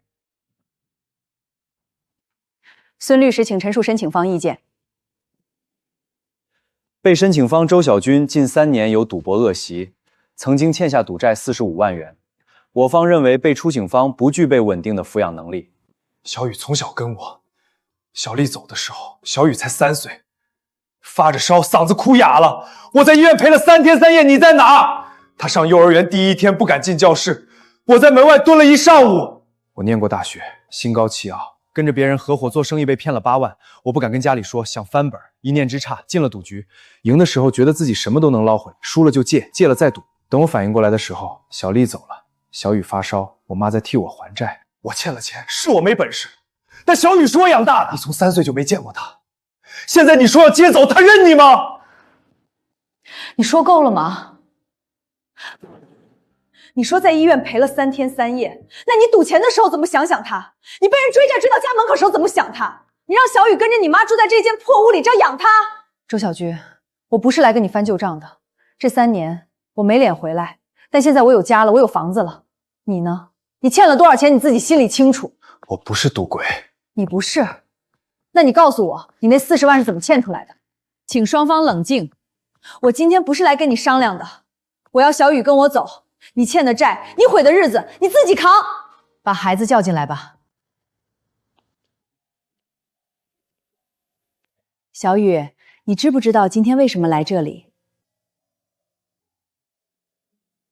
知道，他要抢我。小雨，如果妈妈想接你一起住，你愿不愿意？小雨，妈妈对不起你，妈妈以前走了，是妈妈错了，但妈妈现在有家了，有你的房间，房间是你最喜欢的颜色，墙上我给你贴了小兔子的壁纸。妈妈以后每天接你放学，给你做饭。小雨，跟妈妈走好不好？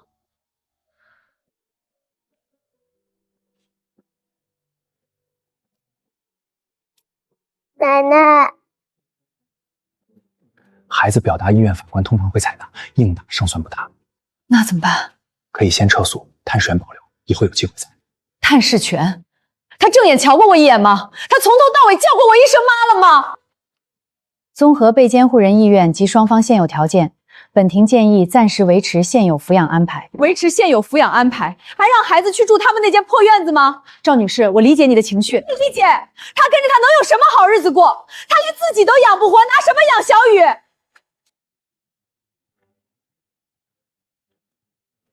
我戒了，我不是要抢孩子，我是他妈。他欠债那天我在场，讨债的人砸门，小雨在屋里吓得发抖，是我把他抱到后面藏起来的。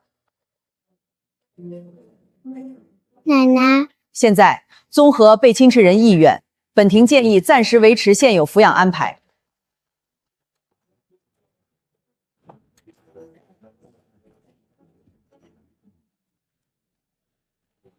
我不要孩子了，我要钱。我不要孩子。赵女士，你先冷静。我很冷静，我想接他走，想给他好日子过，他不要，行，那我不勉强。我不要孩子了，我要钱，给我钱。小雨的抚养权我就不争了。你要多少？5万。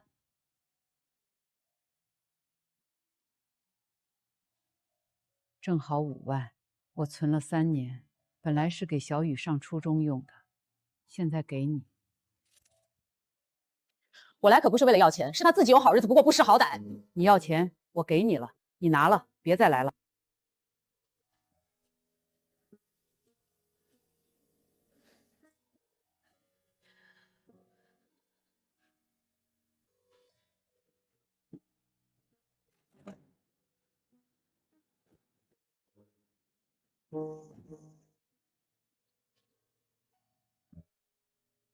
去哪儿？回家。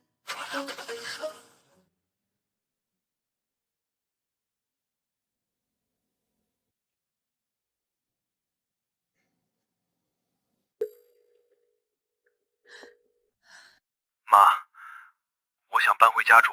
行，晚上包饺子，胡萝卜馅儿。奶奶，胡萝卜馅是爸爸喜欢的还是我喜欢的？你喜欢的，那爸爸喜欢什么馅儿？你喜欢的，他都喜欢。咱们的共同资产，我找评估公司估了价，240万，我要一半。你要你妈的拆迁款也好，借钱也好，半年内付清。120万，哼，你还是惦记那份拆迁款。你妈当着孩子的面说我的时候，你替我说过一个字吗？你妈住院那几天，我去看过她，她翻身的时候看了我一眼就转过去了。你们全家心里都记着一笔账，就我是那个罪恶的人，我认。那现在我跟你算另一笔账，我的15年，我的青春不是都行，你签不签？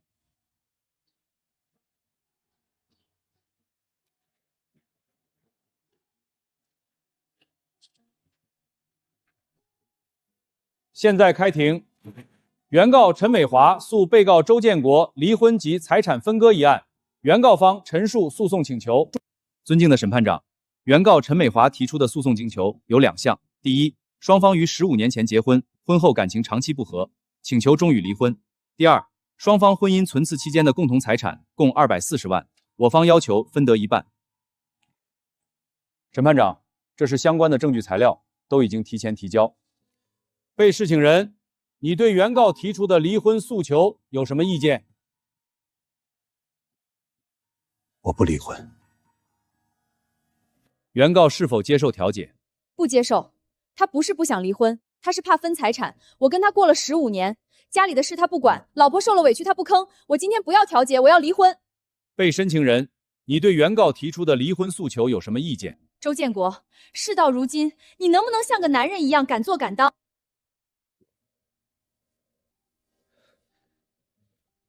那个，我们的修理店不是我挣出来的。什么意思？被申请人当庭提交新证据，我方表示异议。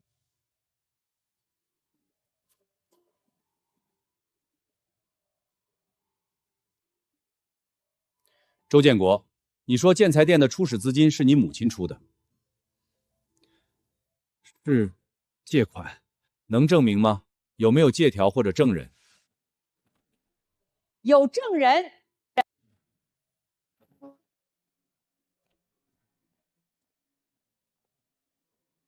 证人报一下姓名和身份。周桂兰，周建国的母亲。证人，你儿子说建材店的启动资金是你出的？是3万块。2007年8月15号，我去银行取的钱，亲手交给他。这笔钱是赠与还是借款？是借款。我跟他说了，挣了钱要还。有借条吗？法官，妈借钱给儿子不会写借条，但我记在账本上了。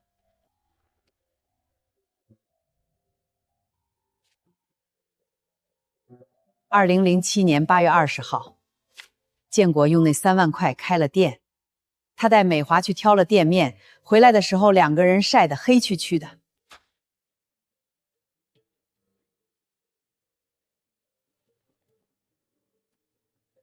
审判长，没有借条，这笔钱在法律上仍然……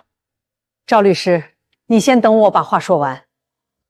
法官，刚才原告说他跟建国感情破裂了，我今天也来问一件事。上回建国告我分割遗产，那份起诉书是谁签的字？周建国是那个案子的原告，起诉书上不是他签的，是他媳妇冒他签的。审判长，这是毫无根据的指控。这是美华替我申请的。她去社区说我有精神病，说我这脑子不行了，她想让我被鉴定成老年痴呆，这样我立的赠与公证就不算数了。是我经手的。陈美华来社区3次，说她婆婆记忆力不好，总觉得有人要害她。法官，这是建国建材店的营业证照登记档案，上面显示法人是周建国本人。肃静！我请求法院依法判决，陈美华冒用他人签名伪造委通书，意图转移财产的行为，必须计入本案判决。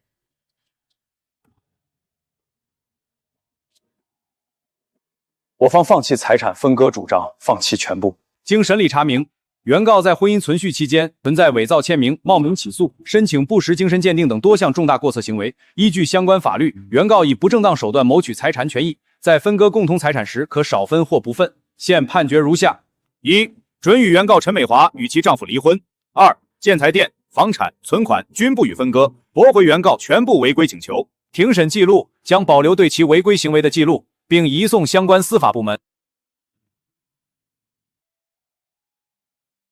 周阿姨，我再跟您确认一遍啊，第一个信封是给您大儿子周建国的，对。第二是小雨教育基金50万，委托社区居委会按月监管，用于孩子的学费和生活费到18岁为止。对，刘芬签过字的。三，向社区老年食堂最佳捐赠15万，3项合计200万，您自己还是100万养老储蓄，是定存在这张卡里。是的。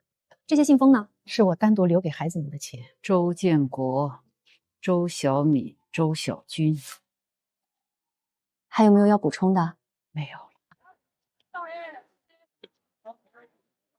未来炒饺子韭菜3块5一把，涨价喽！涨就涨吧。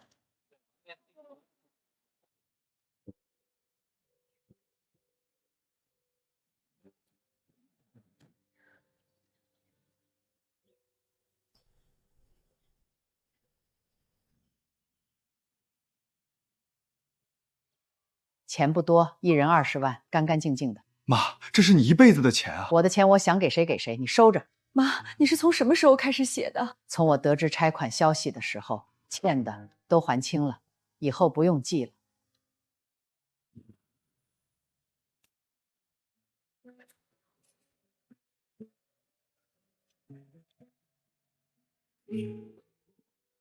别动，我给你别好，别掉下来。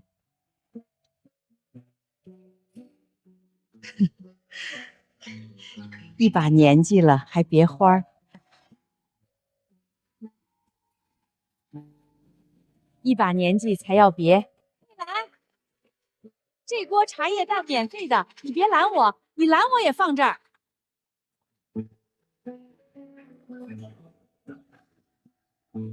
你放了多少茶叶？半斤。张婶儿，茶叶不要钱啊？我儿子买的，他买多了。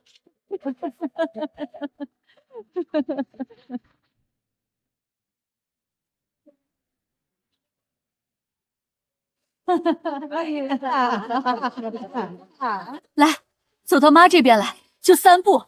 你昨天走了5步，今天走3步就行。拿着。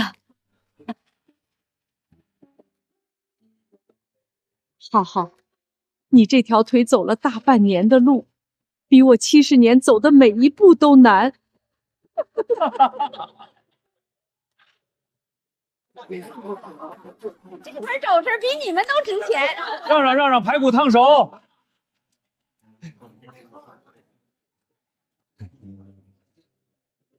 妈，这是我特意给您做的，您试试合不合脚。两只老虎跑得快，跑得快，一只没有耳朵，一只没有尾巴，真奇怪。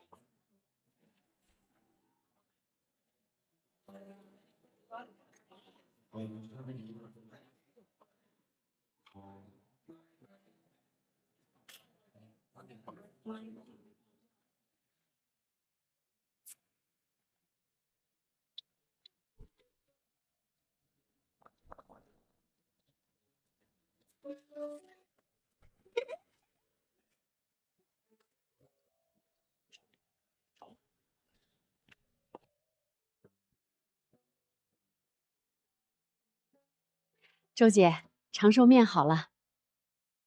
我这辈子做过母亲，做过妻子，做过工人，就是没做过自己。70岁这天，我决定有些东西不收了。